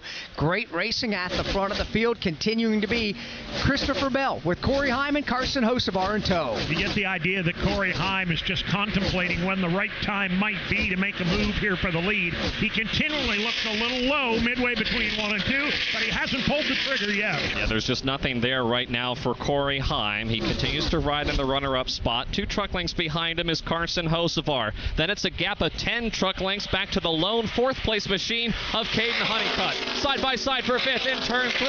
Chandler Smith to the bottom on Christian Eckes. He'll take the spot away. Lane Riggs hovering right there as well. That's a solid 3-car battle for position number 5. You've got Chandler Smith in 5th, Eckes in 6th. Now it's Lane Riggs. He'll jump up to position number 7 as the battle for the lead flares up again. Sneaking a peek down to the inside is Corey Heim. He's done it each of the last 3 laps. Doesn't work this time either, but he'll fall back in line. Corey Heim picking the pace up just a little bit and keeping Christopher Bell on his toes. However, Bell, the leader, remains committed to running in that second groove through the corners. He'll do so again in turns 3 and 4. Heim looking a little bit lower, trying to get some air to the front of his grill. I really feel like this race up front, it's almost Toyota teammates working together. Christopher Bell running that second groove, and that leaves Corey Heim room to stagger half a car length lower, get some air on the left front fender, keeps the turn in that truck. The two of them helping to pull that threesome away from the pack behind them. And they're pulling away by the tone of almost 2 seconds over the 4th place truck of Caden Honeycutt. Chandler Smith is 5th. Christian Eckes is currently 6th. Lane Riggs is 7th. Gio Ruggiero being scored 8th. Ross Chastain is 9th, and Ty Majeski trying to rebound. He's 10th. That's running it down deeper through the leaderboard. Connor Mosack is 11th. Grant Enfinger running in position number 12. You got Stuart Friesen, who won this race 1 year ago. He is in the 13th position. Ricky Stenhouse Jr. 14th. Jake Garcia is 15th. Corey LaJoie is 16th with Ben Rhodes in 17th. Andres Perez at 18th. Tyler Ankram's 19th, and Brendan Queen is 20th. Parker Kligerman is 21st. Tanner Gray 22nd. 23rd at the moment is Minnie Tyrell. Cole Butcher is 24th. Daniel Dye 25th. Cletus McFarland is 26th. 27th is Spencer Boyd. 28th is Spencer Davis. Frankie Muniz 29th, and Morgan Baird is 30th. Daniel Hemrick, after having problems on the opening lap, is relegated back to 31st. Justin Haley 32nd. Josh Rayum 33rd. 34th is Caleb Costner. 35th is Chris Rice. And Dawson Sutton, after having a couple of problems here in the early going, he is posted in the 36th and final position.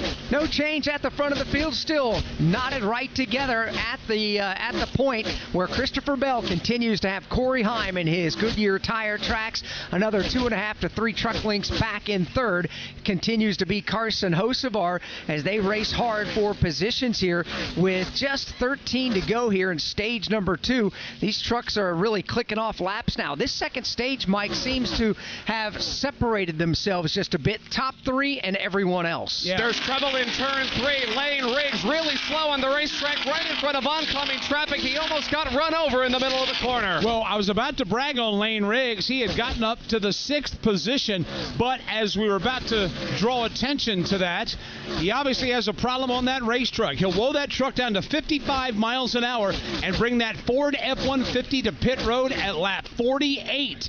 This will be an unscheduled pit stop for Lane Riggs. Steve Post is standing in his pit stall. He just radioed to the crew, right front flat, right front flat, and here he is into the attention of the crew. They go around to the right side of that automobile. They do get the jack under it all right now. They're going to go ahead. No, it's the left. They actually ran around to the right front. Crew mem said, no, it's a left front flat tire now. They can't get the jack under the left front. There they go. Jack is under the left front of that truck, so they're going left side tires only for Lane Riggs. Now the truck is stalled. Now the truck is stalled. 3-4 crew members pushing it. Lane Riggs down and away, but boy, that took a lot of time and an unscheduled pit stop for Lane Riggs. Disaster for Lane Riggs, trying to win 3 consecutive races in a row, Todd. Yeah, tough situation, but really I feel like the spotter should have had eyes on that down pit road to let them know the right sides were up. That way the pit crew doesn't waste the time going to the right side. And that's going to be costly. He'll lose 1 lap. He'll make it back onto the racetrack, but that obviously is not what we had in store or everyone else had in store for Lane Riggs, who again was going for his 3rd consecutive win in the NASCAR Craftsman Truck Series. Now finds himself way behind the 8 ball, back in the 30th position. So right now we've got a total of 10 laps to go in Stage 2. And Alex, to your point, what we were talking about, this stage has opened up the field. The first stage, everybody was pretty much close together, but we are definitely seeing the haves and the have-nots right now. And I love Todd's analysis of what we're seeing from the 2 Toyota Tundras at the front of the field with Christopher Bell and Corey Heim. No, they're not out of the same team, but the same manufacturer, and they have worked flawlessly together to the point they've really gapped Carson Hocevar. And this is how you end up settling amongst yourselves. If Corey Heim were to try to pass Christopher Bell and keep side drafting each other, they would pull the whole field up forward. This is a way for Corey Heim to say, I'm going to work with you, drive ourselves out, and then I can race just you for the checkered flag at the end of the stage. Christopher Bell has led 23 laps. Jason Toy, what are they saying about that Toyota Tundra? Well, exactly what the Chief was just talking about right there, and Todd, that the fact that they were working together on it. They relayed a message to Christopher Bell back about 10 laps ago and said that the one truck, and of course talking about Corey Heim, is committed to you. He's not going to make any moves on you. He's going to work with you so you guys can team up to work your way and get away and kind of make this a tandem truck run up towards the front. So far, those top 2 are now starting to pull away from that man back in 3rd all by himself. They are going to have to deal with 4 trucks just ahead of them right now, up off of turn number 2. With just 8 to go here in stage number 2, here's a look at who's getting it done on the track right now, presented by Craftsman. DIY projects always sound simple until they're not. Luckily, Craftsman has your back. With tools to power through the mess, you can go from, what have I done, to, yeah, I did that. Head to craftsman.com today. Craftsman, build on. I mean, really, we look at where Corey Heim talked about in our pre-race interview that they didn't qualify as well as they thought. He's got it done. He's up here pushing for the lead against Christopher Bell. And, of course, that teamwork element, trouble up in turn number 4. 1 truck up against the wall in front of Tim Catalfamo. That is Dawson Sutton. He did not hit the wall, Mike Bagley, but he came awfully close to it. He had damage from an earlier brush with the wall. The entire right side of that Silverado was all torn apart. He may have had a tire down because he skated all the way through turns 3 and 4. Stay under the green flag. 7 laps to go here in stage number 2. Here comes the battle for the lead up off of turn number 4. They worked around those 4 trucks that were now a lap down. That has enabled Carson Hocevar to get some of those car lengths or truck lengths back as they go to 1. Yeah, he's come from 10 truck lengths down to maybe 5 as he tries to close in on those lead Toyotas. Carson Hocevar may have one last shout in him before we get to the green and white checkered flag in stage 2. Here come those 3 trucks that have been the best trucks so far this afternoon. Christopher Bell, the leader. 1 truck length behind him is Corey Heim. Another 2 back behind Heim is Carson Hocevar. They each are running slightly different lines this time through 3 and 4. Hocevar is pouring on the coals coming out of turn number 4. He has gotten to the tailgate of Corey Heim. Here's Hocevar. He'll break out of line, dive to the inside. He's there side by side for second. A resurgent Carson Hocevar through the lap traffic, eliminated the deficit. Now he's on the run. He's got a nose to the inside. He pulled ahead by a fender, but back comes Corey Heim as Hocevar nearly throws it away in 2. And Hocevar is going to lose a lot of momentum as he had to crack the gas coming off of turn number 2. He was inside of Corey Heim, but lost the nose of his Silverado. There's the battle for the lead now in turn 3. Corey Heim right on the back bumper of Christopher Bell. There'll be 4 laps to go here in stage number 2 this time by as we work under the green flag. Christopher Bell, the leader. Still on the tailgate is Corey Heim. 12, maybe 15 truck lengths in arrears is third place Carson Hocevar. A little rear end wiggle at the exit of turn 2 last time around has probably cost Carson Hocevar a shot at the win here in stage 2. It's a two-man dance. Christopher Bell and Corey Heim. Hocevar's best chance of getting back up for the lead at the end of stage number 2 is going to be if Christopher Bell and Corey Heim get side by side. The last several laps, that has not been the case. Heim has been content to ride behind Bell, the leader. Well, we've been following along the battle for the lead between Christopher Bell and Corey Heim.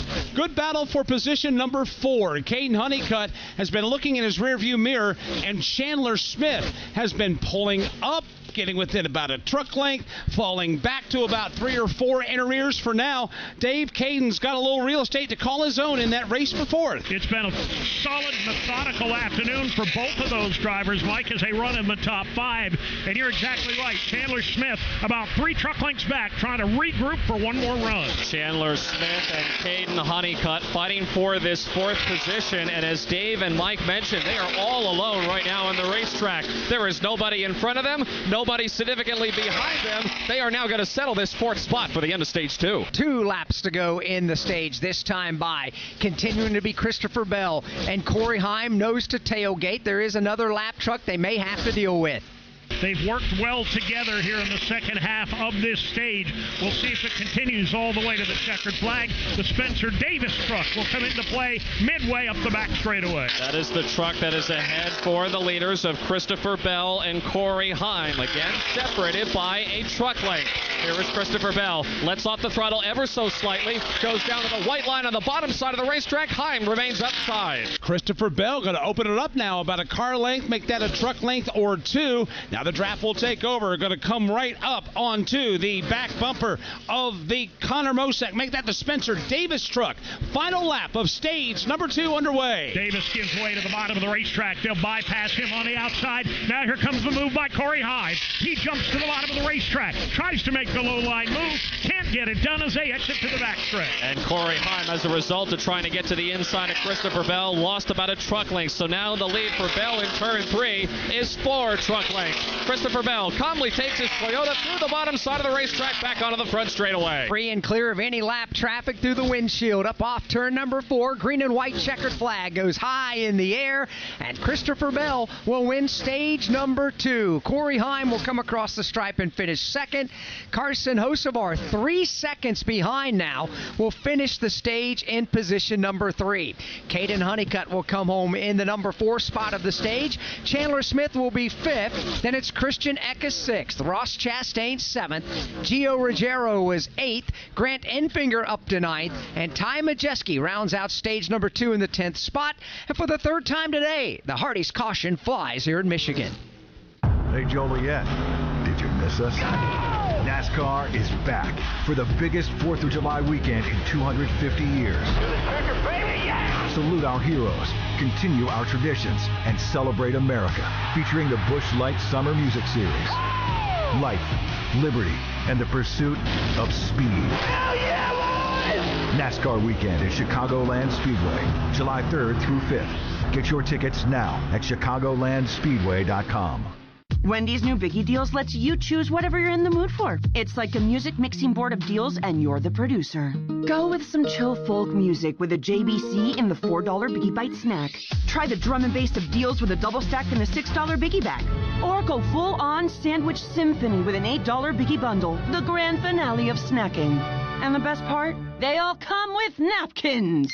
4, 6, and $8 Biggie Deals how you want them at Wendy's. Price and participation may vary. Single items at regular price. Prices may be higher in Alaska, California, and Hawaii. From Michigan International Speedway, this is the NASCAR Racing Network, home of the tough trucks of NASCAR. You've never been one to idly watch someone else do something for you. There's pride in self-reliance, in working with your hands, in harnessing the power of an E3 spark plug with Diamond Fire technology, yielding better engine performance. You have a choice to make. Take control of your ride, of your life, or be the passenger princess of it. Visit e3sparkplugs.com to put the power in your hands. Just NASCAR. Find the NASCAR channel on your streaming device and start watching today. NASCAR fans, iRacing Studios brings you NASCAR 25. Race hundreds of the biggest stars of the sport on top tracks from Daytona to Sonoma. Start your career in the ARCA Menard Series and work your way up to Cup while managing team members, sponsors, and more. Or compete online with NASCAR fans around the world. NASCAR 25, available on PlayStation, Xbox, and PC. Head to NASCAR25.com to buy now. This is Ty Majeski. You're listening to the NASCAR Craftsman Truck Series on the NASCAR Racing Network.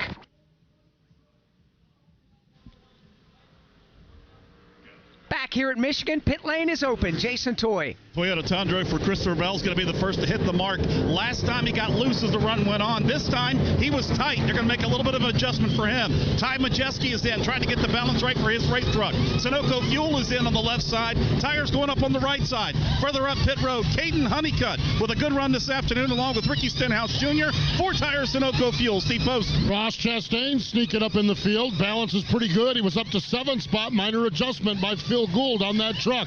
Carson Hocevar reported his truck got a little bit loose on the run. They didn't miss anything on that pit stop. They go out way in front of everybody. Hocevar wins the race off from pit road. Slow pit stop for Gio Ruggiero. They're still working on the left side tire. Left rear problem on the tire. Gio Ruggiero burns out. Slow pit stop for him here on lap number 62. Carson Hocevar is the first truck off of the pit lane. He will go back to the lead. A horrible pit stop for Corey Heim. We'll update that in a moment. Start your engines with DQS, proud sponsor of the DQS Solutions and Staffing 250, powered by Precision Vehicle Logistics. From operations to the open track, DQS is part of a connected network of companies built to move fast, perform under pressure, and go the distance. Workforce, security, warehousing, transportation, all powered through one unified platform, driving results for your business. Built to move business forward. Learn more at drivingforwardasone.com. We are the voice of NASCAR, the Motor Racing Network. They're 3 wide, they're 4 wide. Brad Keselowski around the outside. He's got the lead by half a car length. Here comes Kyle Larson. ARCA, Whelen Modifieds, the NASCAR Craftsman Truck Series, the NASCAR O'Reilly Auto Parts Series, and the NASCAR Cup Series all race here. Ryan Blaney goes all the way from the bottom to the top to the bottom. Now back to the top. He'll clear Chase Elliott. The voice of NASCAR is the Motor Racing Network. From Michigan International Speedway, this is the NASCAR Racing Network, home of the tough trucks of NASCAR.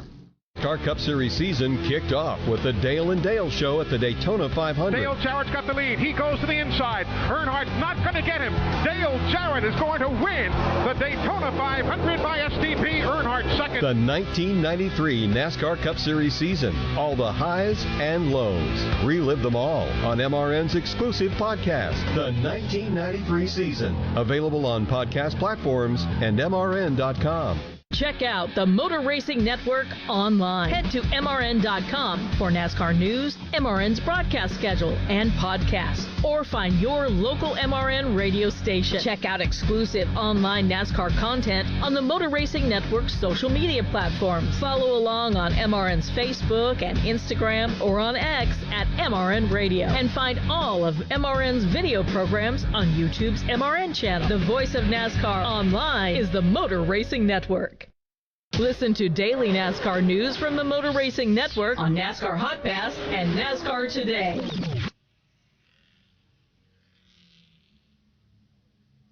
Welcome back to Michigan, working Hardy's caution number 3 for the conclusion of Stage 2. Told you a moment ago that Corey Heim had an awful pit stop. Jason Toy, what's the story? Well, the big problem they had, checked in with both Jeremy Donnelly, who's the crew chief. They said the problem is when they went on the left side, put the jack in, normally one pump will get the race truck up off the ground enough to change the tire. It was not. They had to do a second one, slowed them up there. So the jack not getting up high enough on the left side to get the left front tire off is what slowed their pit stop up. Tough break there for Corey Heim, but he's got a fast truck and a long way to go here in this one. Still 61 laps remaining. Got the perfect opportunity right now to welcome to the broadcast great friend of the Motor Racing Network, Nicole Kreger, Executive Director for the NASCAR Foundation, as we get set for more great things to take place. First of all, how are you today? Hi, guys. I'm doing great. Great day in Michigan. Always a great day here in Michigan. So give us an idea. What's going on with the NASCAR Foundation, and what's the focus right now?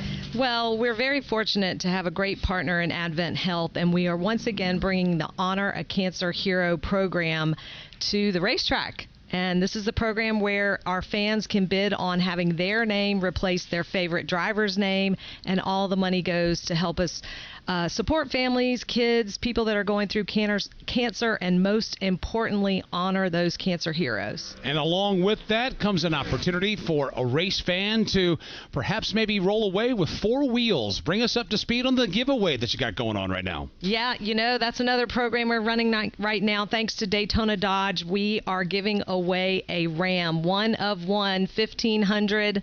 I'm told it has a really loud Hemi. It's 1 of 1. The car is amazing. You can learn about it at our website, NASCARfoundation.org. It's a $25 donation. You go and enter to win the truck.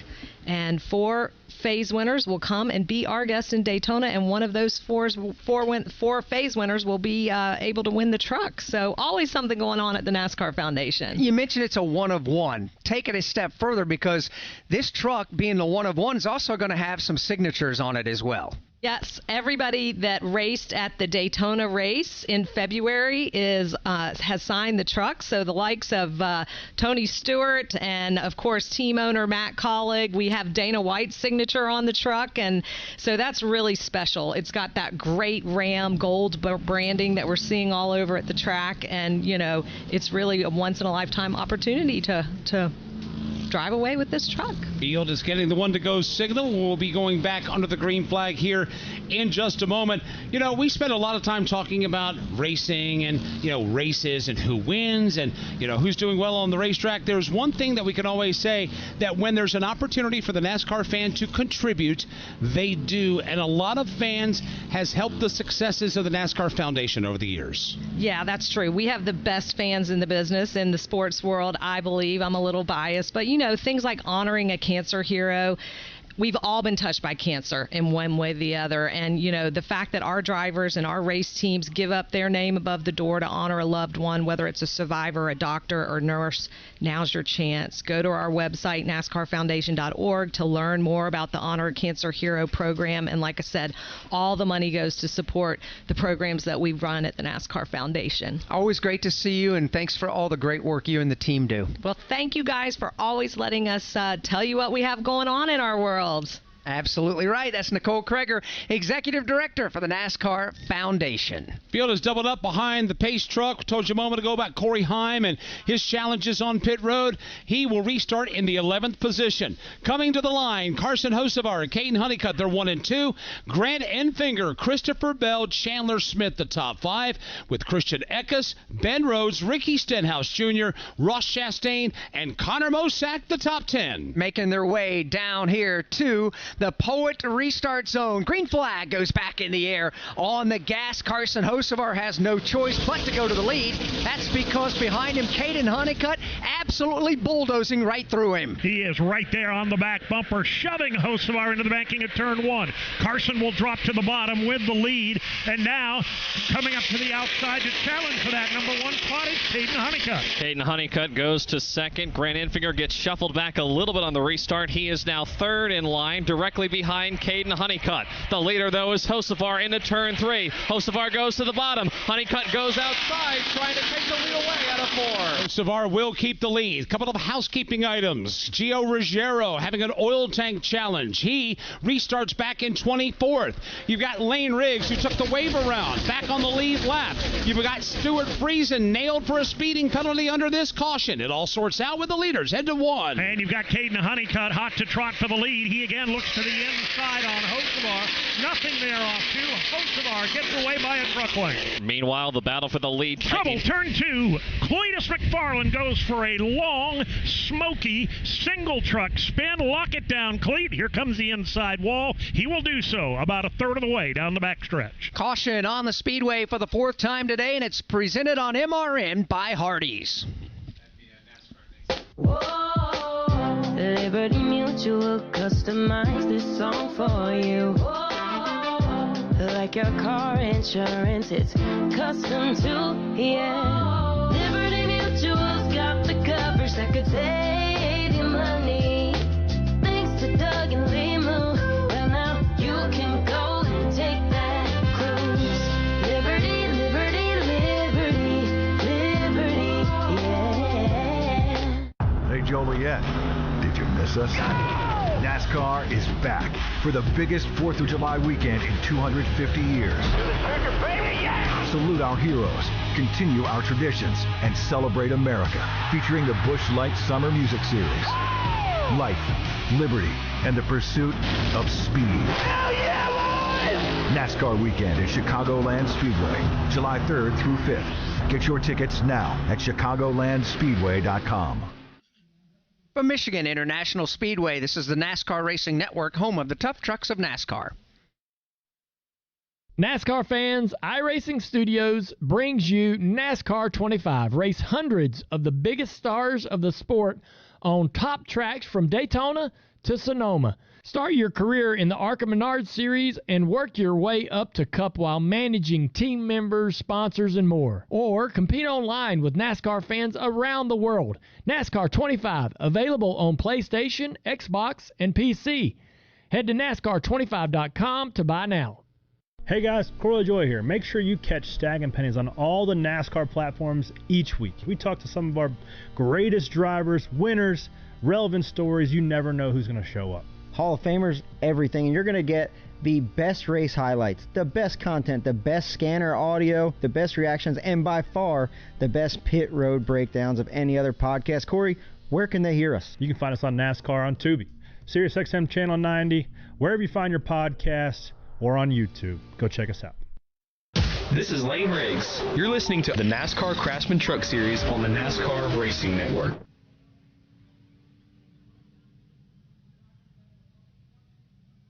Back here at Michigan, there are just a couple of trucks that have elected to come to pit lane. Steve Post. Yeah, a couple of trucks down here. Lane Riggs is in. He took the wave around, so this is basically their stage, and this worked out really well for them, this quick caution. He's in, and they continue to work up under the left rear of Gio Ruggiero's truck. Some with the oil tank, and let's talk to Matt Pusha from the competition department. He said just part of it is hanging down and it's creating a vibration, so they're going up under it right now with some high-speed duct tape to make sure that that is held into place, and just trying to make sure that they don't have a vibration or a problem with that oil tank here. So a couple of trucks struggling here a little bit in the mid stages here at Michigan.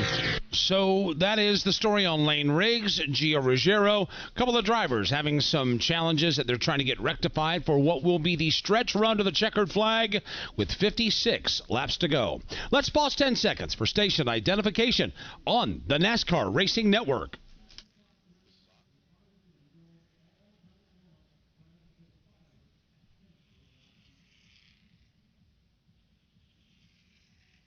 $55 laps to go in the DQS Solutions and Staffing 250 for the NASCAR Craftsman Truck Series. The NASCAR Racing Network here with them and you at Michigan International Speedway. Mike Bagley, Alex Hayden, Todd Gordon topside, Dave Moody, Tim Catalfamo in the corner, Steve Post, Jason Toy in the pits and in the garage area. We are working Hardy's caution number 4 of this race right now. Brought out when Cletus McFarland went for a spin in front of Dave Moody in turn 2. Carson Hocevar and Christopher Bell have led the most laps today, each with 33.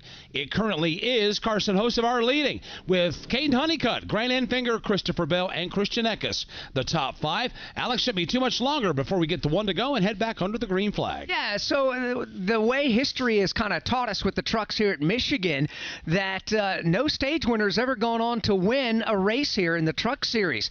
Christopher Bell won Stage 1 and Stage 2, but with his history in a truck, he swept the first 2 stages of the race 3 different times prior and won 2 of those 3. So we'll figure out which one of those directions that we're going to go here when the checkered flag flies just a bit. But at the moment, Carson Hocevar's got the field in control. Caden Honeycutt second. Grant Enfinger, who's desperate for something good to happen here this season, got off to a bit of a rough start, sits just outside the chase grid in 12th right now. Only the top 10 will go to the chase, and Grant Enfinger finds himself in position number 3 trying to capitalize on the day. We've We've had some great racing here this afternoon. Todd, we came on the air earlier talking about speed and aerodynamics. Both have been on display today, but I'll also throw in racecraft. We've seen drivers get very, very crafty with how they're maneuvering through the air, and that, of course, sets off a ripple effect behind them.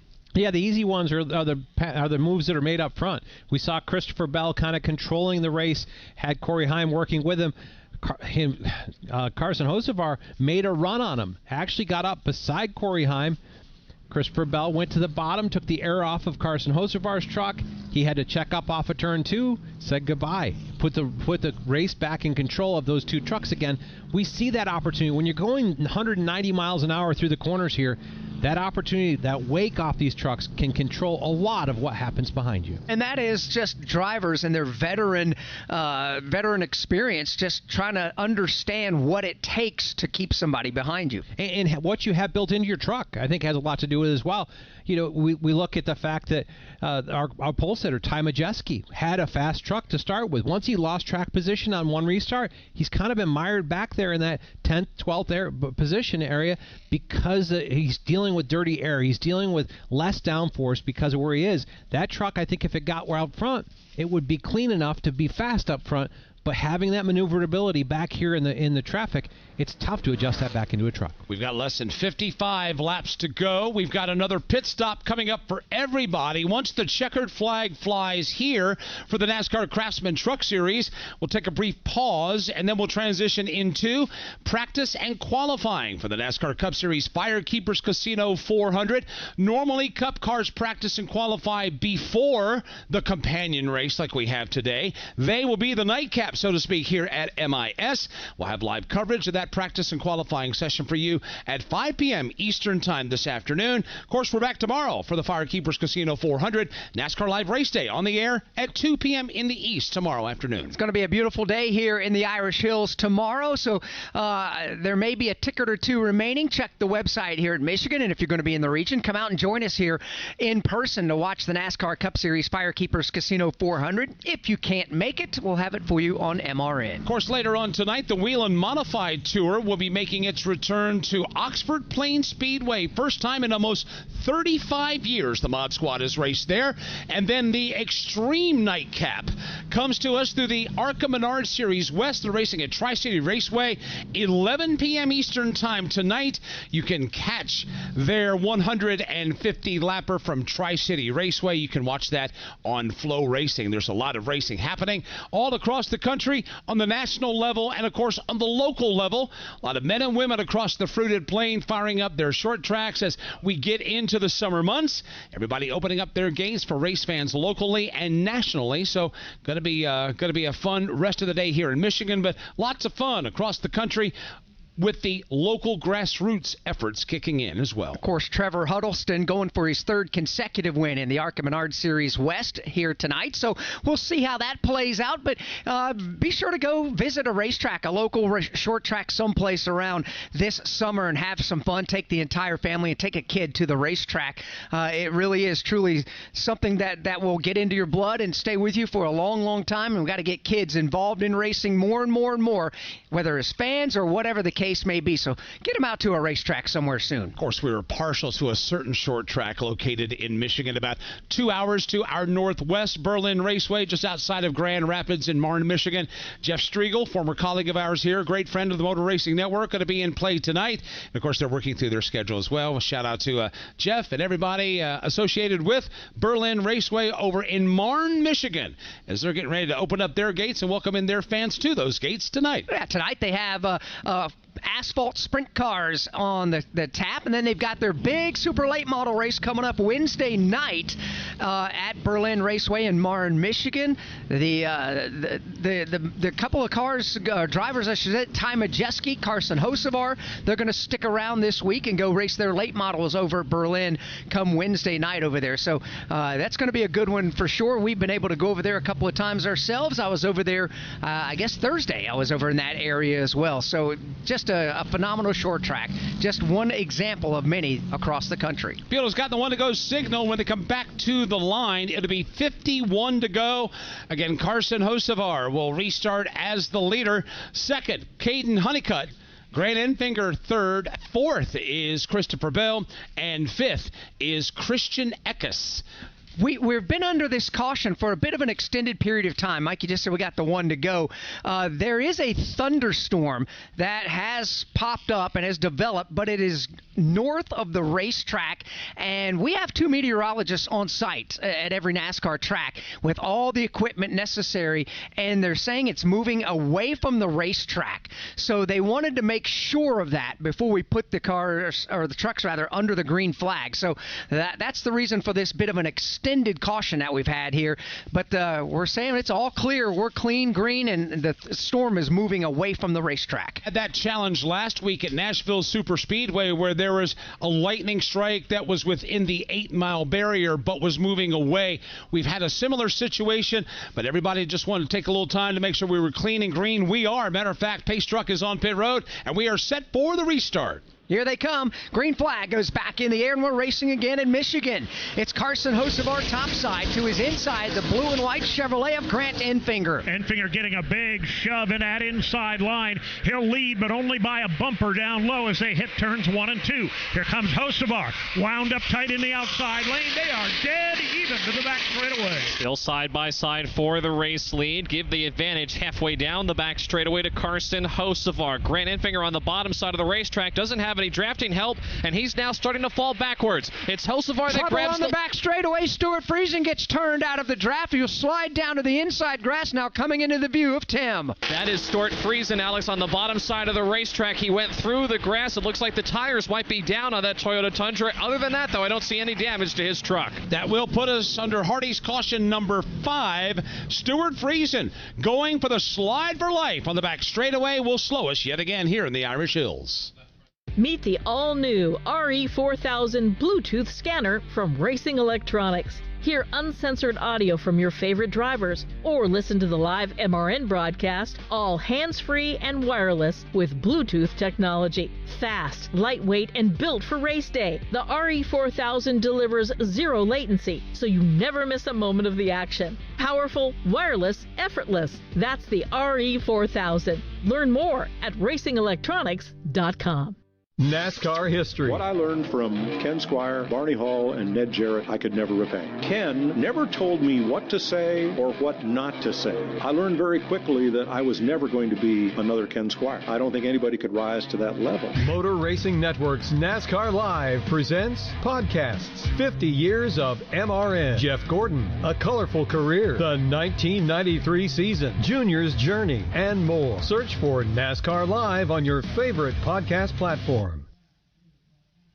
Everybody coming out of turn number 4 right now. Pit road is not open, so it will be at least one more lap before everybody chooses to come to pit road for service or have the opportunity to make that choice. From Michigan International Speedway, this is the NASCAR Racing Network, home of the tough trucks of NASCAR. Find your motorsports podcast on the Motor Racing Network. Climb atop the pit box with Todd Gordon and Steve Post on Crew Call. Head to local short tracks on NASCAR Coast to Coast with Chris Wilner. Hit the dirt tracks on Wing Nation with Steve Post, Aaron Evernham, and Ashley Strem. Historic NASCAR broadcasts on NASCAR Classic Races. All the latest NASCAR news and interviews on NASCAR Live with Mike Begley. Find Motor Racing Network podcasts on YouTube or any audio podcast platform. Hey, Joliet, did you miss us? NASCAR is back for the biggest 4th of July weekend in 250 years. Salute our heroes, continue our traditions, and celebrate America, featuring the Busch Light Summer Music Series. Life, liberty, and the pursuit of speed. NASCAR weekend at Chicagoland Speedway, July 3rd through 5th. Get your tickets now at chicagolandspeedway.com. Find your local radio station or check out Motor Racing Network's broadcast schedule on MRN.com.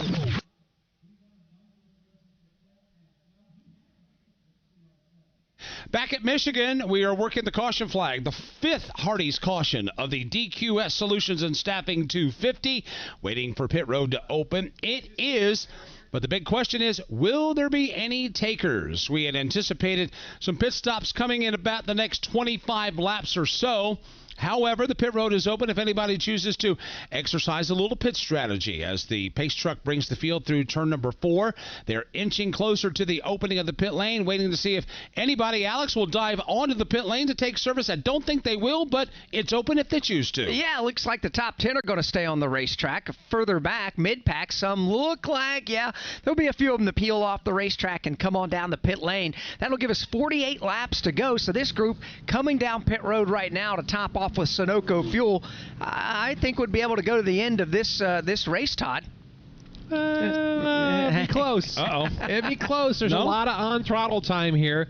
This is one that I think if it were in the window, we'd have seen more trucks come. I think this is outside the window, but cautions might put you in a situation where this does get you to the finish. We'll find out how it plays out. Trucks in front of Steve Post. Yeah, Gio Ruggiero is in. Of course, he's off sequence with that oil cooler problem. Stuart Friesen is in. He has a vibration under the truck, under that slide down the back straightaway.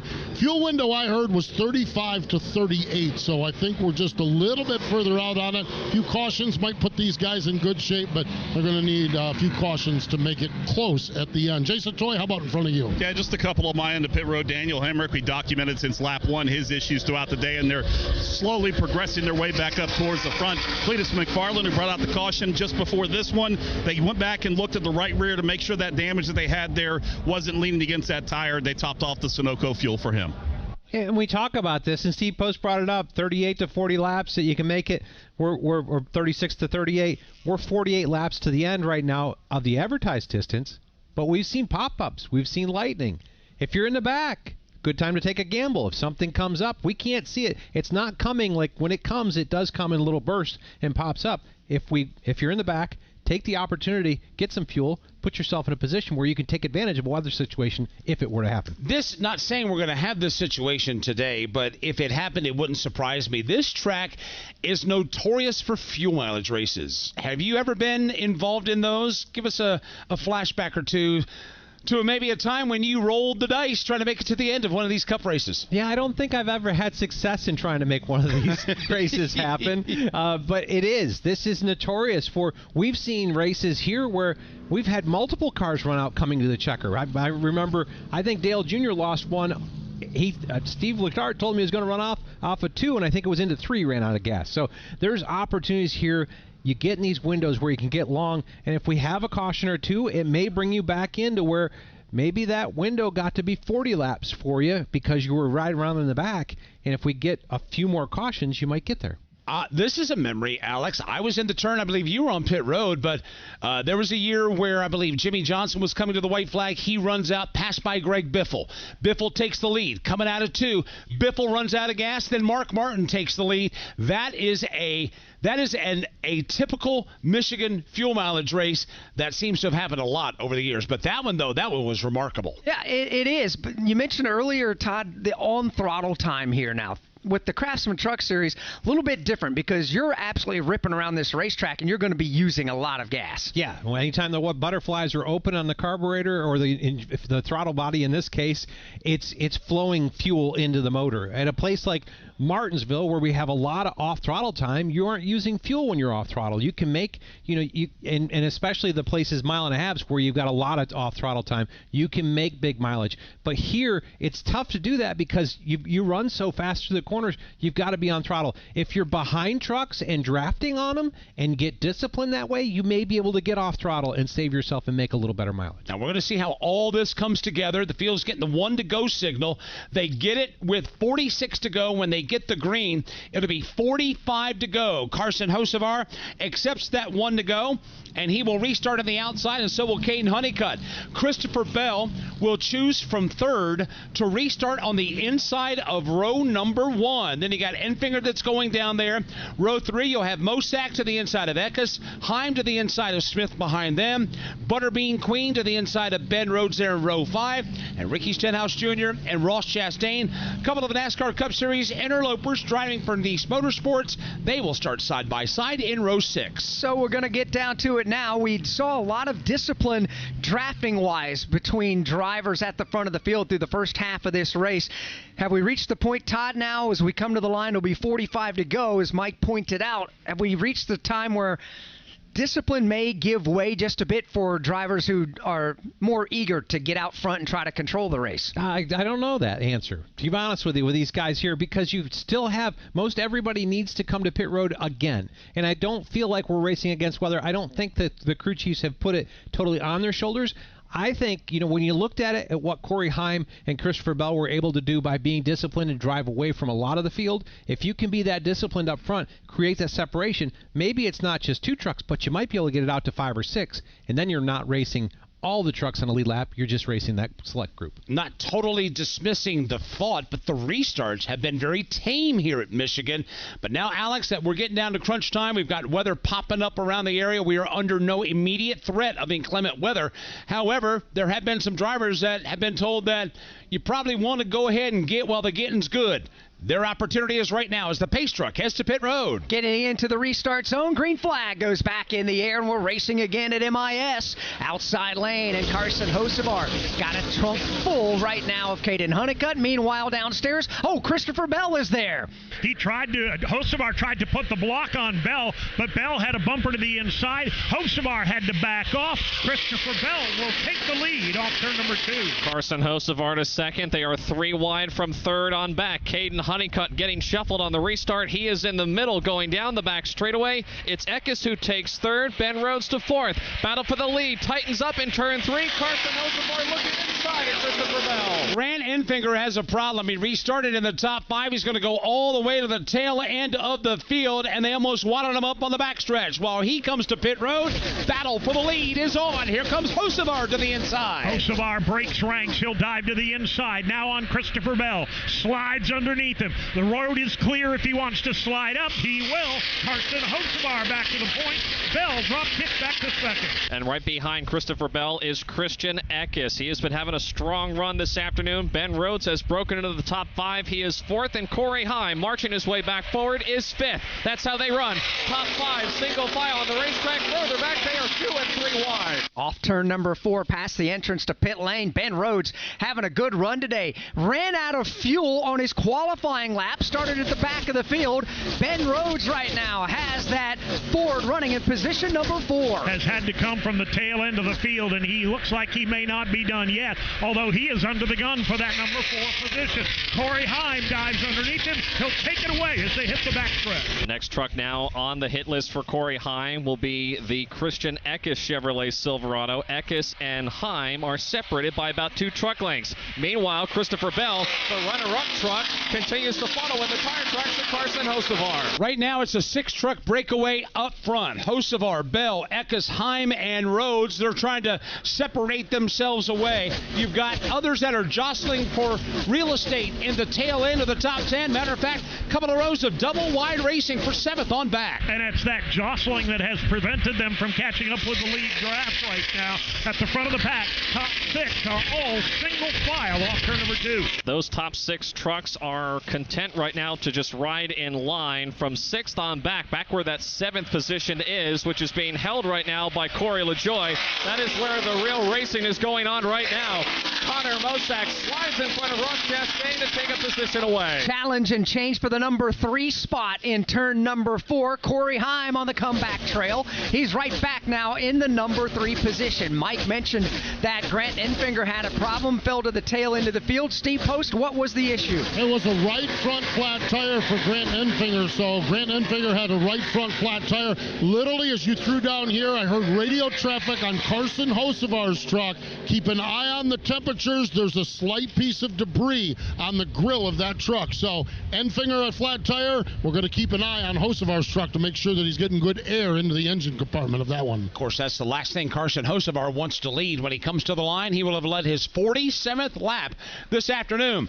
When he looks in the rearview mirror, he's got Christopher Bell stacked up, not for long. Bell will rumble out of the pocket in turn 1. No longer in the rearview mirror. He slides to the inside, drives under Carson Hocevar, takes the number 1 spot away, brings Corey Heim along for 2nd. Now Hocevar right up on the tailgate of Hocevar, trying to get rid of Hocevar up on Heim, trying to get rid of that debris. We'll see if that battle for 2nd continues to heat up between Corey Heim and Carson Hocevar. For now, Hocevar holds 3rd.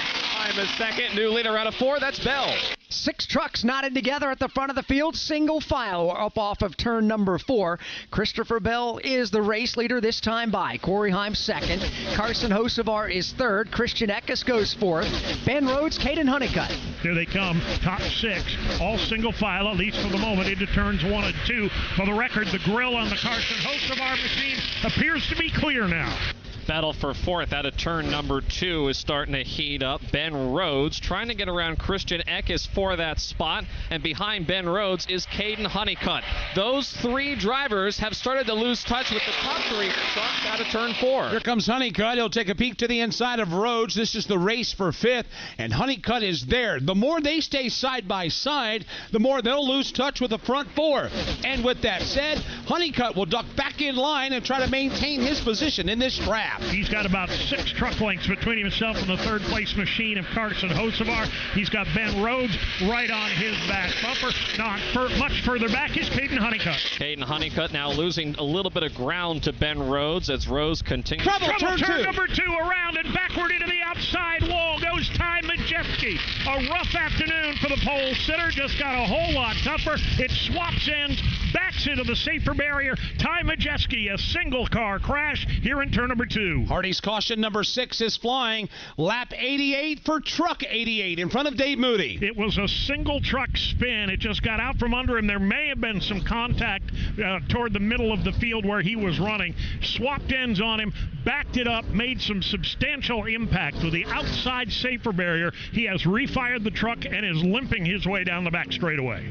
So caution is out again here with 37 laps to go. All right, crew chief.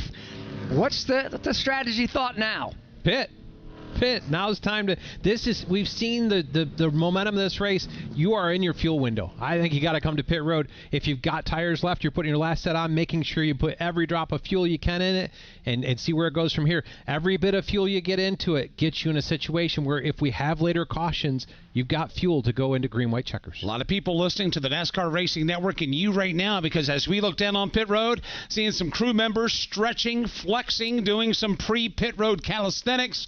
Tires are on the pit lane, on the wall. So we anticipate everybody coming down to pit lane for their final pit stop as Ty Majeski brings his beaten and battered Ford F-150 to pit road. As a matter of fact, he is taking that right to the NASCAR Craftsman Truck Series garage. That thing is torn to pieces on the backside. And the one thing I look for here is the trucks that have already come and gotten fuel or got tires in the last cautions. Do they just top off with a little and cycle themselves forward? See how the race off pit road plays out. The Whelen Engineering green light is illuminated to drivers left, and all the drivers begin to huddle up towards the bottom side and make their way to pit road. This could be the final pit stop of the race. We start our coverage with Jason Toy. It is going to be Christopher Bell, Corey Heim going to hit their marks first, along with Ben Rhodes, who's had a great run from the back of the field towards the top 5. 4 Tire Sunoco Fuel going to pack it the best they can. Tip of the cap to Corey LaJoie. That Ram truck team has got themselves back up close to the top 5 in that 6th spot. Right side tires go on for him. Sunoco Fuel left side. And it's Corey LaJoie with a good run here on this in the pit road. Have to see post. Christian Eckes is in. 4 tires, chock-a it full of Sunoco Racing Fuel. Crew Chief Chad Walter told Carson Hocevar, go on me. Right side tires only for Hocevar. He slides out. They about bang off each other. They're racing each other out from pit road. But it was a right side tire stop and making sure they had it full of fuel for Carson Hocevar. Well, there's some strategy playing out. Right side tires for Hocevar. It looked like there was a couple of other trucks that may not have put tires on it. Did Sunoco Fuel only.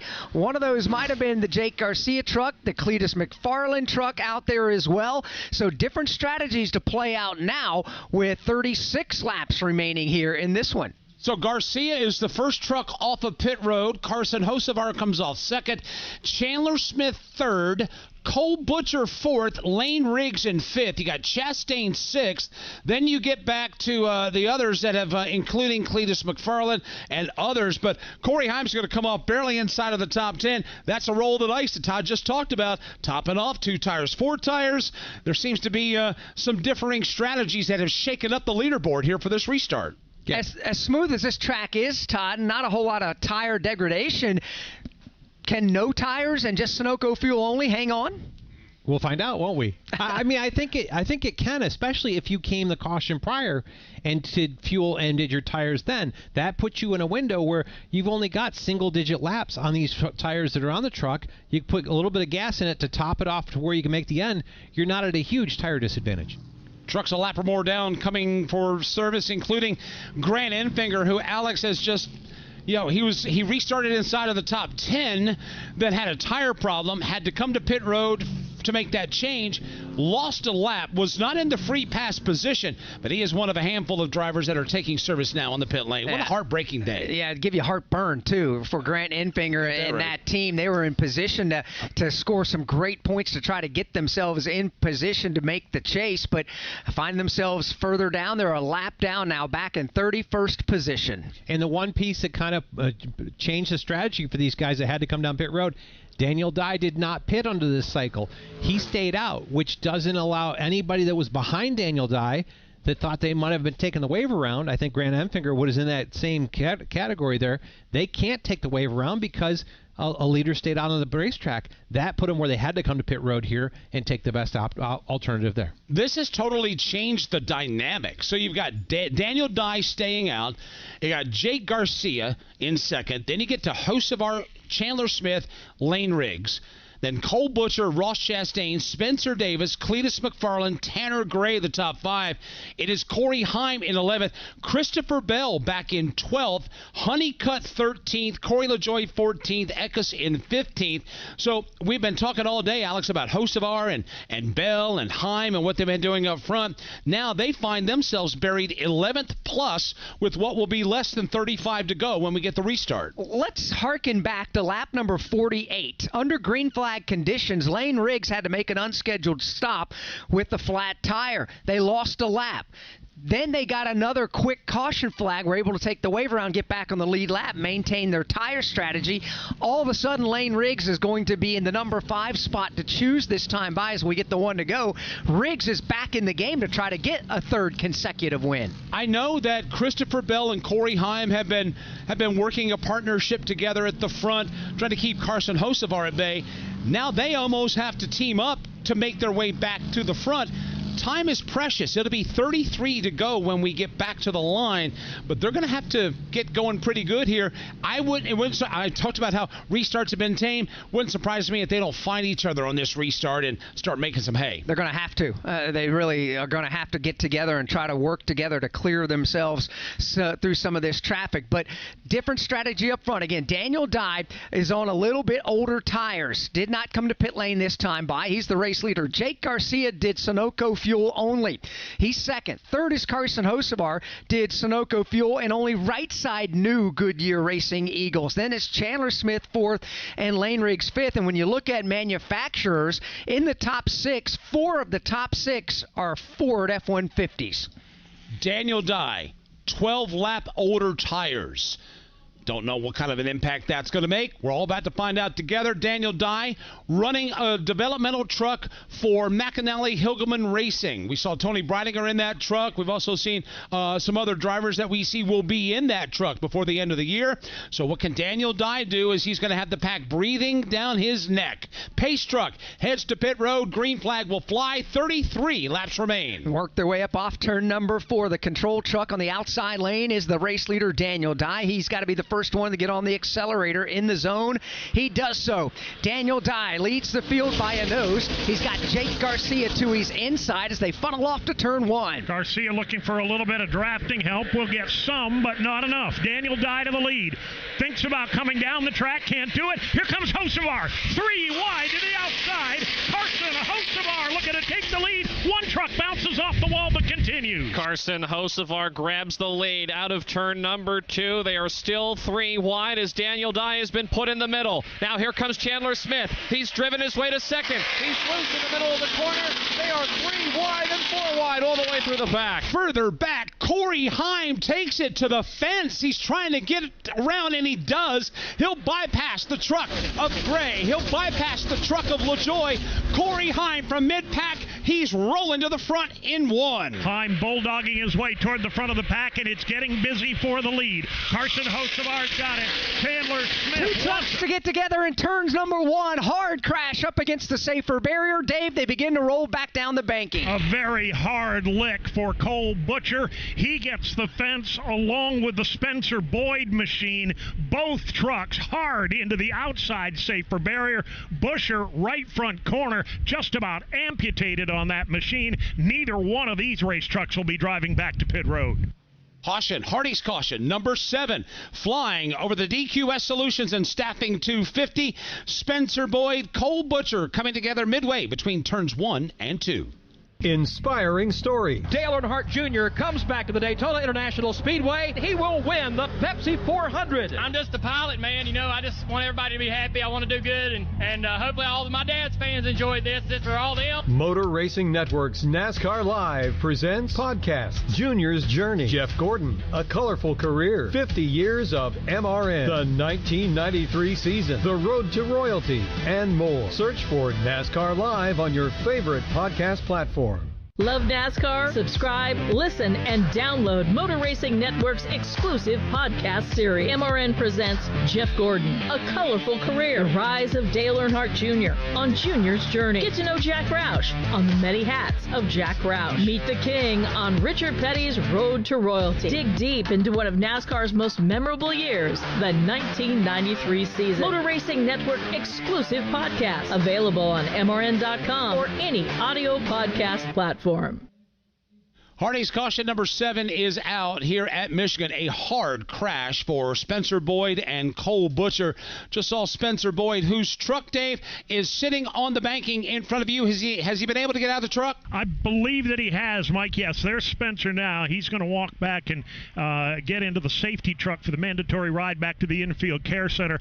I have not yet seen Cole Butcher climb out of his machine, although my view is somewhat obstructed by a couple of the safety trucks. He took the worst lick of the two, but I'll tell you, Spencer Boyd, that single truck independent team, fairly low buck compared to a lot of the competition. This one's going to hurt for that race team because I think they junked one here in turn 2. Yeah, expensive turn number 1 there. Lap 94 is complete. We've got 31 to go in today's race from Michigan International Speedway. This is the NASCAR Racing Network, home of the tough trucks of NASCAR.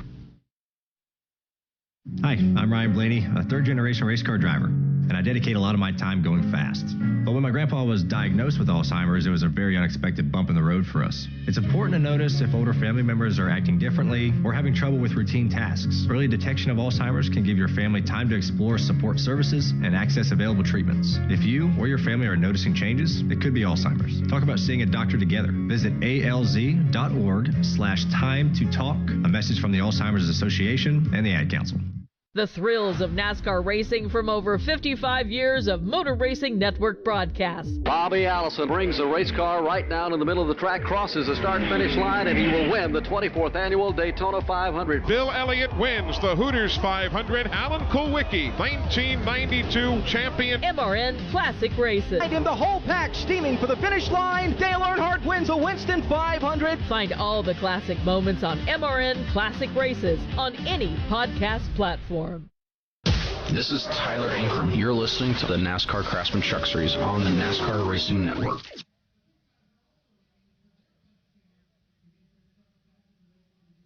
We welcome you back to Michigan. Pit lane will be open this time as we work the caution flag here on the NASCAR Racing Network for the 7th time for a 2-truck crash over in turn number 1. Cole Butcher and Spencer Boyd. Both drivers were able to get out of their trucks under their own power. They'll take the mandatory trip to the infield care center, which is down inside of turn number 4.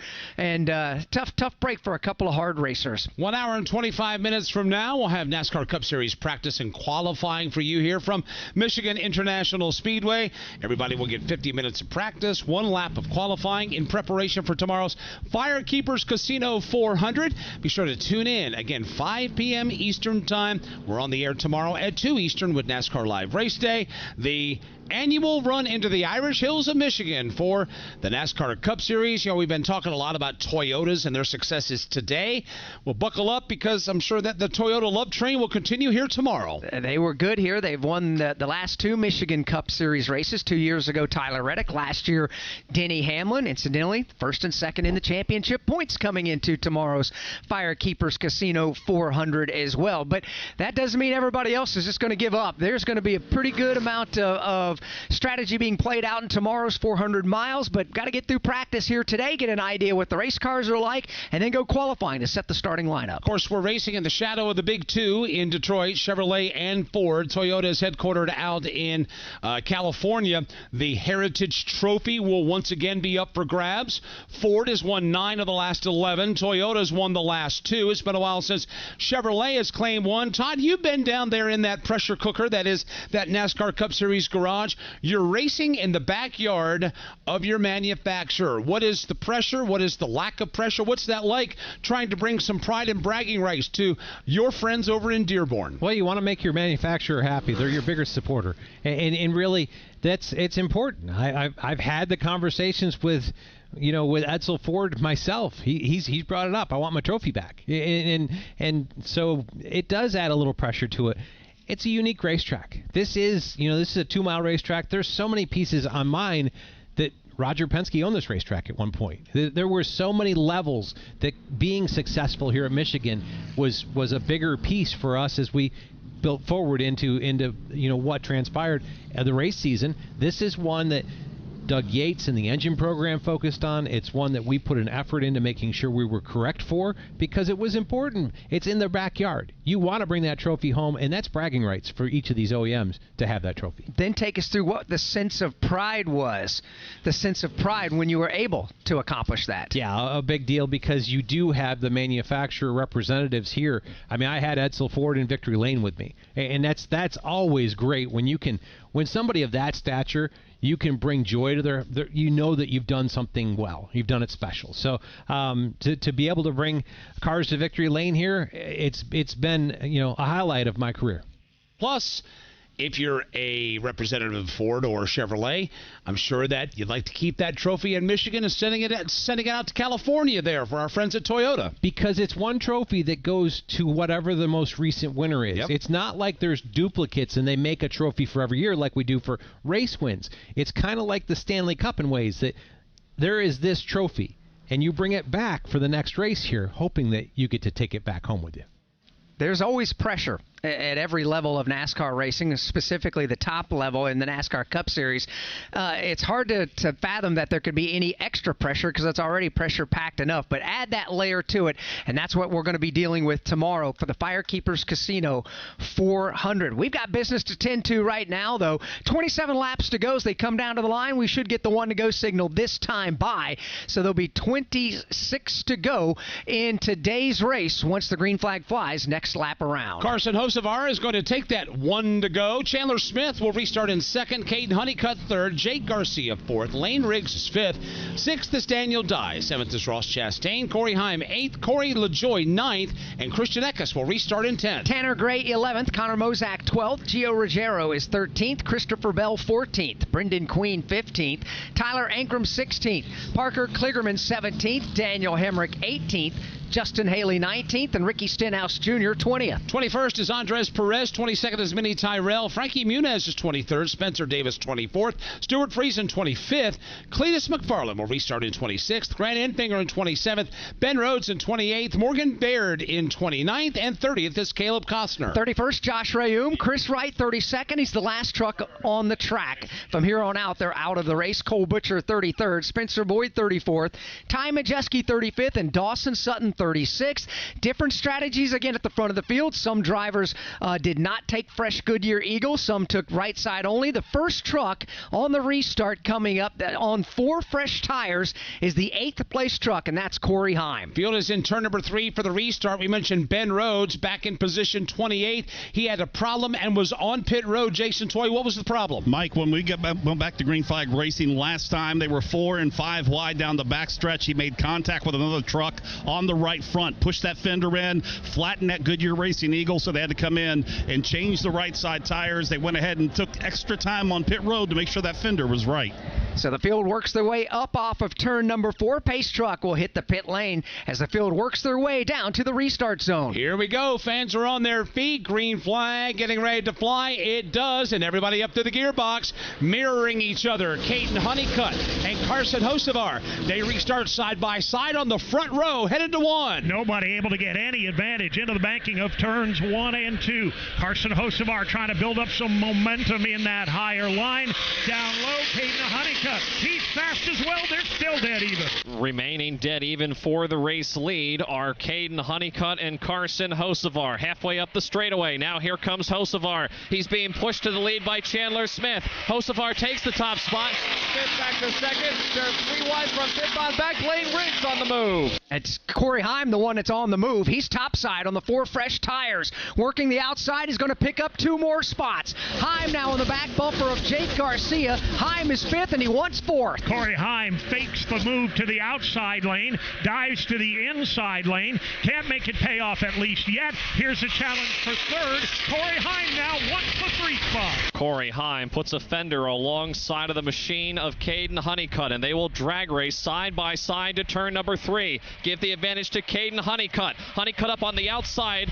Corey Heim downstairs. They remain side by side for 3rd. Heim is digging hard down low to the bottom of the racetrack. This is a side-by-side battle for 3rd.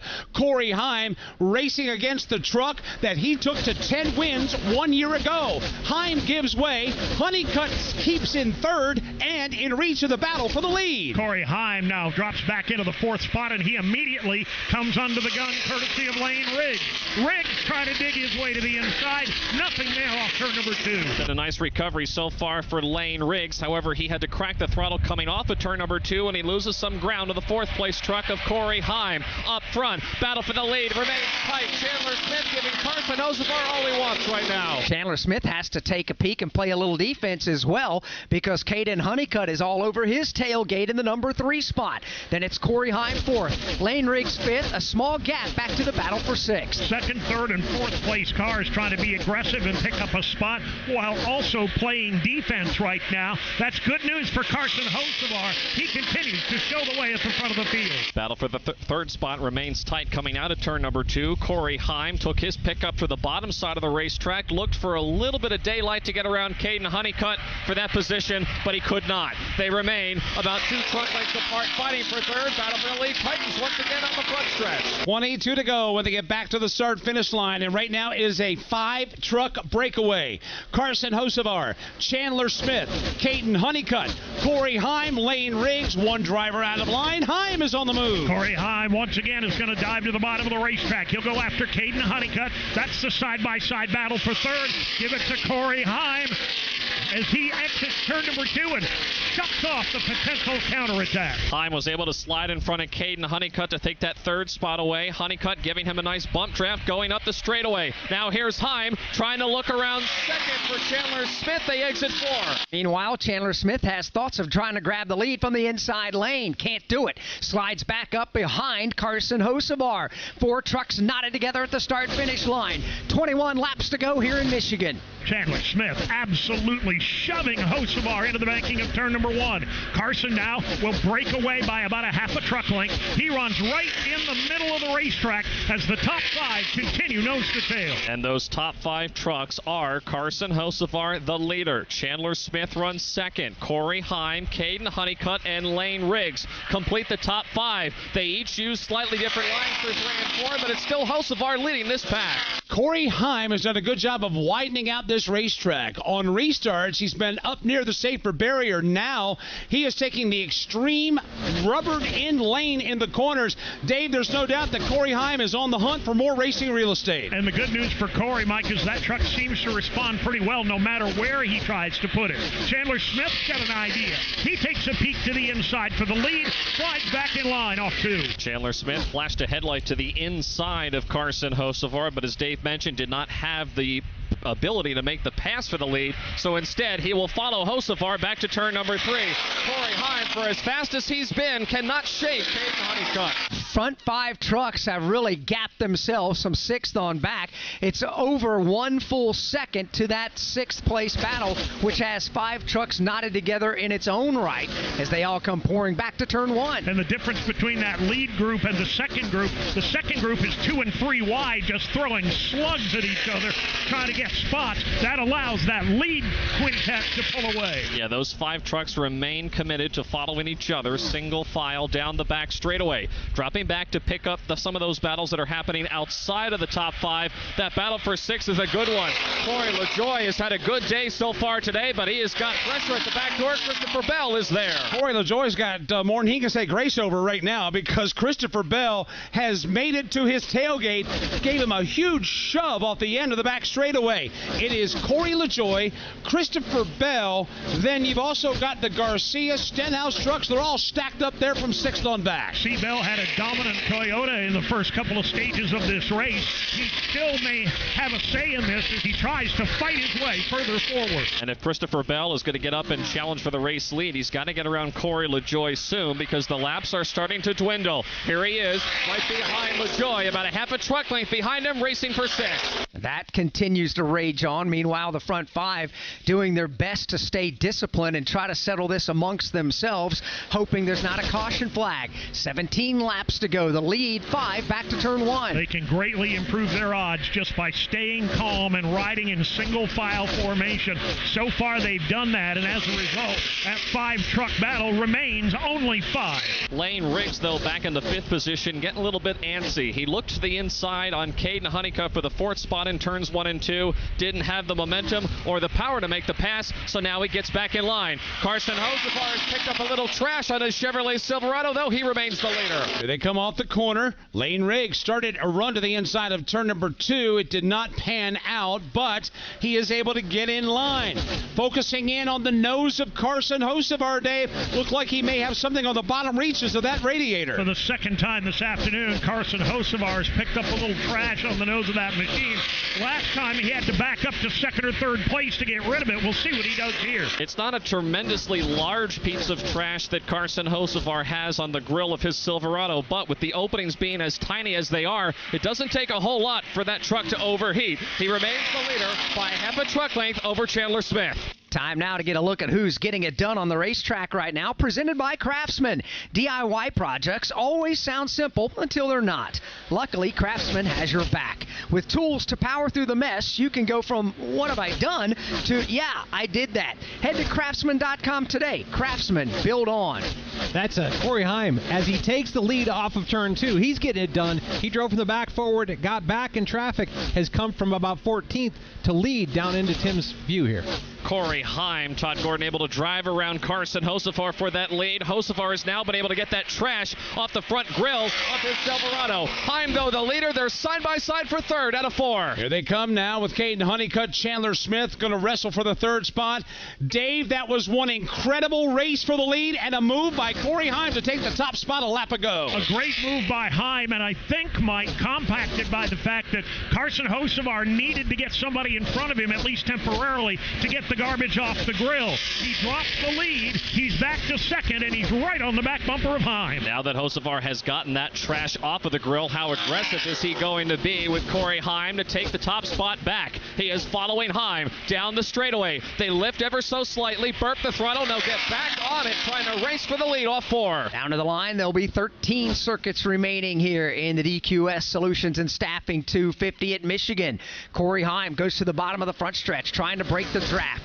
Carson Hocevar has some help behind him in the form of Honeycutt. They do fan out a bit as they hit the banking in turns 1 and 2, mostly to get a little downforce on the nose of their respective trucks, but they will fall right back into that single-file conga line on the backstretch. And again, it's these top 5 trucks that we continue to watch who battle for the lead here in Michigan. Corey Heim holds the top spot. Hocevar 2nd, Caden Honeycutt 3rd. Chandler Smith has fallen to 4th, and Lane Riggs brings up the rear in the 5th position. Hocevar's digging hard at the bottom of the racetrack. He's trying to open up the inside line. He's trying to get the run on Corey Heim. The problem is he is the Chevrolet meat in a Toyota sandwich. Heim trying to break the draft on Hocevar, and and Honeycutt trying to do whatever he can to get to the point. Heim doing a little bit of bobbing and weaving down the front stretch into turn 1. He runs right down the middle. Here comes Hocevar. He's all the way to the penthouse trying to make a high line run. Can't get it done. Now he's under the gun for second. Here comes Caden Honeycutt to the inside of Carson Hocevar. Hocevar, though, able to pull him down the straightaway and hold on to the second spot. In turn 3, Corey Heim goes to the second lane. Hocevar down to the bottom. Then it's Honeycutt, and don't forget about 4th and 5th as they continue to close in just a bit. Chandler Smith and Lane Riggs, 2 Ford F-150s at the front of the field. Corey Heim in control of this race for the moment. A tremendous 3-man battle at the front of the pack. They have succeeded in breaking away from the Chandler Smith truck by about 6 car lengths. Lane Riggs has lost that lead draft by about 10. Trouble for Corey LaJoie a moment ago. He had a tire down on his Ram. He was able to make it to pit road. Halfway down the back straightaway, Corey Heim still leading, this time by about 2 truck lengths over Carson Hocevar. Hocevar has got a lot of pressure behind him in the form of Caden Honeycutt. Flat right rear for Corey LaJoie will bring him to pit road as the leaders come to 10 to go at the start-finish line. Corey Heim trying to break the draft. He'll pull to the bottom of the front straightaway while Hocevar and Honeycutt stay locked together topside. They run in lockstep with Honeycutt buried underneath the back bumper of the Carson Hocevar machine. Heim goes a little high through the corner this time. That opens the bottom for Hocevar. He looks low, but he can't make it stick. Hocevar may need some drafting assistance from Caden Honeycutt if he's going to be able to get up there and make this pass on Corey Heim. Since that Toyota Tundra of Heim has gotten out front, it has been difficult to maneuver around. They still remain separated, though, by a truck length. They're going to work their way up off of turn number 4. There'll be 9 laps to go here in this one. Corey Heim doing a masterful job right now, like a 190-mile-an-hour serpent here on the front side of the racetrack. Inside and out they go back to 1. It's not like Corey Heim doesn't have experience at leading these Craftsman Truck Series races, but he's feeling an awful lot of heat from Carson Hocevar, and hanging just behind, watching it happen, is Honeycutt. And the question is, how much are Hocevar and Caden Honeycutt possibly saving here for one final charge at the race leader? The lead for Carson, or I should say Corey LaJoie, or let's check that. Corey Heim is 3 truck lengths out of 4. It is Heim, Hocevar, and Honeycutt.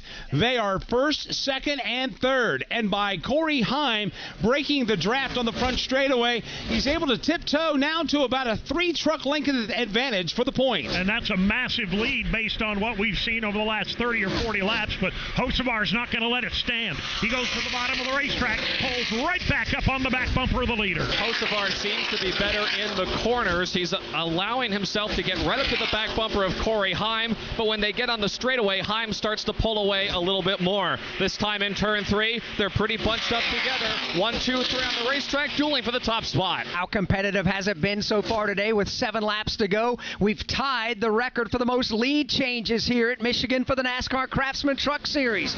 Corey Heim would like to stay tied for that record. He does not want to get up the race lead in 1. Carson Hocevar is doing some experimenting right now. He goes high into turn number 1, then yanks that truck all the way to the bottom, trying to get a run at Corey Heim. So far, it hasn't worked. And as these top 3 of Heim, Hocevar, and Honeycutt remain in a line. Now, just as I say that, though, they're side by side for second. Here is Caden Honeycutt. He punches the button, goes to the inside on Hocevar, and takes the second spot away.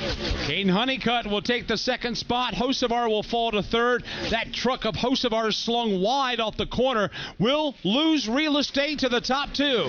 It's Heim and also Honeycutt battling for the win. 6 laps to go here in Michigan. Carson Hocevar trying to regroup, and he's going to have to do it quickly. He has fallen back 6, maybe 7 truck lengths off the lead pair, and he's falling back into the clutches of the 4th and 5th place machine. Those are Chandler Smith and Lane Riggs, 2 F-150s that are trying to work together and draft up to these top 3 trucks in front of them. In turn 3, Heim the leader by 2 truck lengths over Caden Honeycutt. Christian Eckes still trying to do all he can. He's on the pit lane with a problem. Here's Justin Haley, an unscheduled pit stop. He's making his way down as well. Laps get fewer. 5 to go. Here's Caden Honeycutt on the tailgate. Leaders make their way into turn 1. Honeycutt right there on the back bumper of the leader, Corey Heim. He takes a peek to the inside. Can't make the run. Hocevar has reeled them back in. He's only a truck length back. 3 truck battle for the top spot here in Michigan. Caden Honeycutt so far has been been very patient with his teammate Corey Heim. How much longer, though, he will be patient is the question. This time into 3. Honeycutt goes to the bottom of the racetrack. Heim gives him that lane, but he holds the lead. Interesting conundrum for Caden Honeycutt. If he goes after Corey Heim for the lead, they get racing side by side. They allow Carson Hocevar to be drawn back in this ongoing battle for the lead with 4 laps to go. And side-by-side race trucks will allow him to get a tremendous draft and make a huge run at them.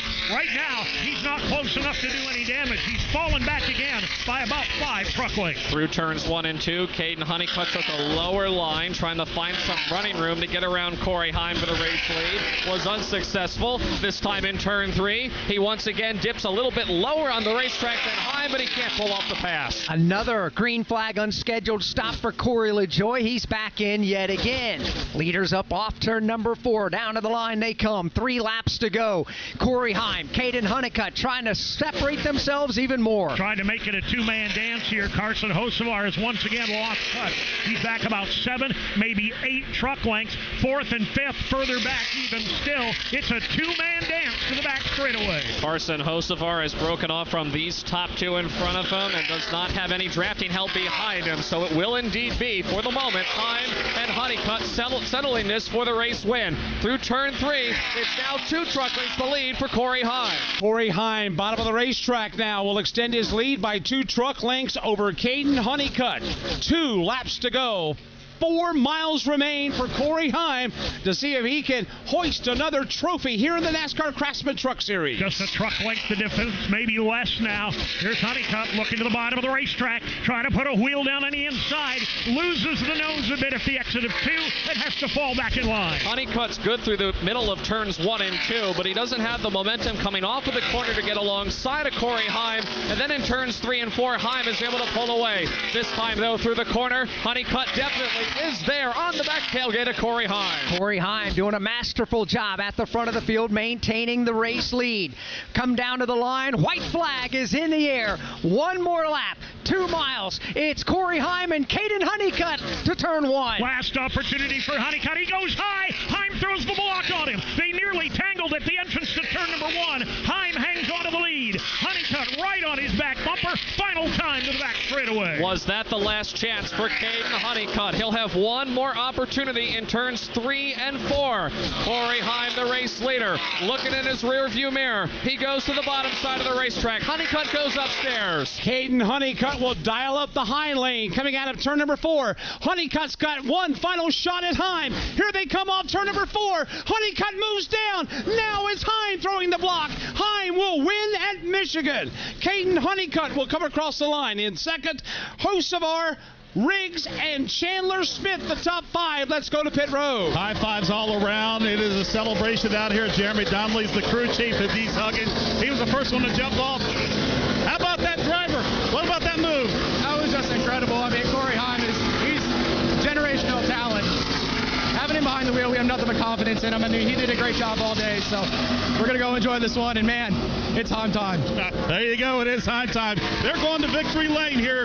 The Tricon crew is celebrating once again. His 26th career NASCAR Craftsman Truck Series win on now his 22nd different racetrack. He's been able to do that as he checks Michigan off the list. We're at the start-finish line. William Byron on pole position. Green flag is out and we're racing. We're in the turn. Here to the inside comes Kyle Larson. He and Hamlin bump. We're on pit road. 4 tires Sunoco Racing Fuel. The race off from pit road is Denny Hamlin. Eric Jones goes off second. We are live from the track. The Motor Racing Network, your home for NASCAR racing. Don't miss a lap, pit stop, or side-by-side race for the win.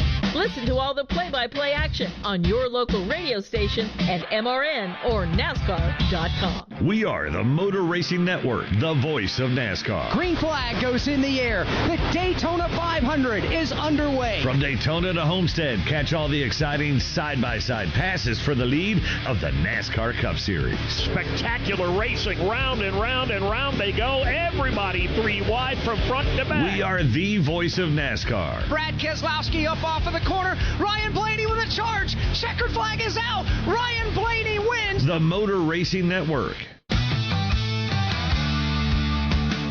NASCAR Live Race Day continues on the NASCAR Racing Network. Back here at Michigan International Speedway, Corey Heim doing donuts for everybody here. It's a massive crowd here as the sun breaks down and shines on his Toyota at the start-finish line. He has definitely turned in the donuts, and Heim time for yet another time in the NASCAR Craftsman Truck Series. What a last lap battle between Caden Honeycutt and Corey Heim. Of course, both drivers driving for Tricon Garage in their Toyota Tundras. We'll get the thoughts of Corey Heim in a moment. The rest of the top 5 finishers. But once again, Alex, the NASCAR Craftsman Truck Series does not disappoint here at Michigan International Speedway. Let's pause 10 seconds for station identification on the NASCAR Racing Network.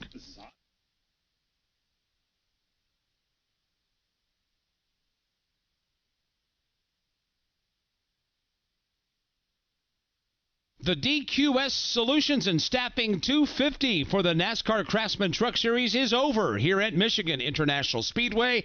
Corey Heim gets the win. Caden Honeycutt, Carson Hocevar, Lane Riggs, and Chandler Smith rounding out the top 5 finishers. What a race we saw today. They equaled the track record for the most lead changes, a total of 20 of them.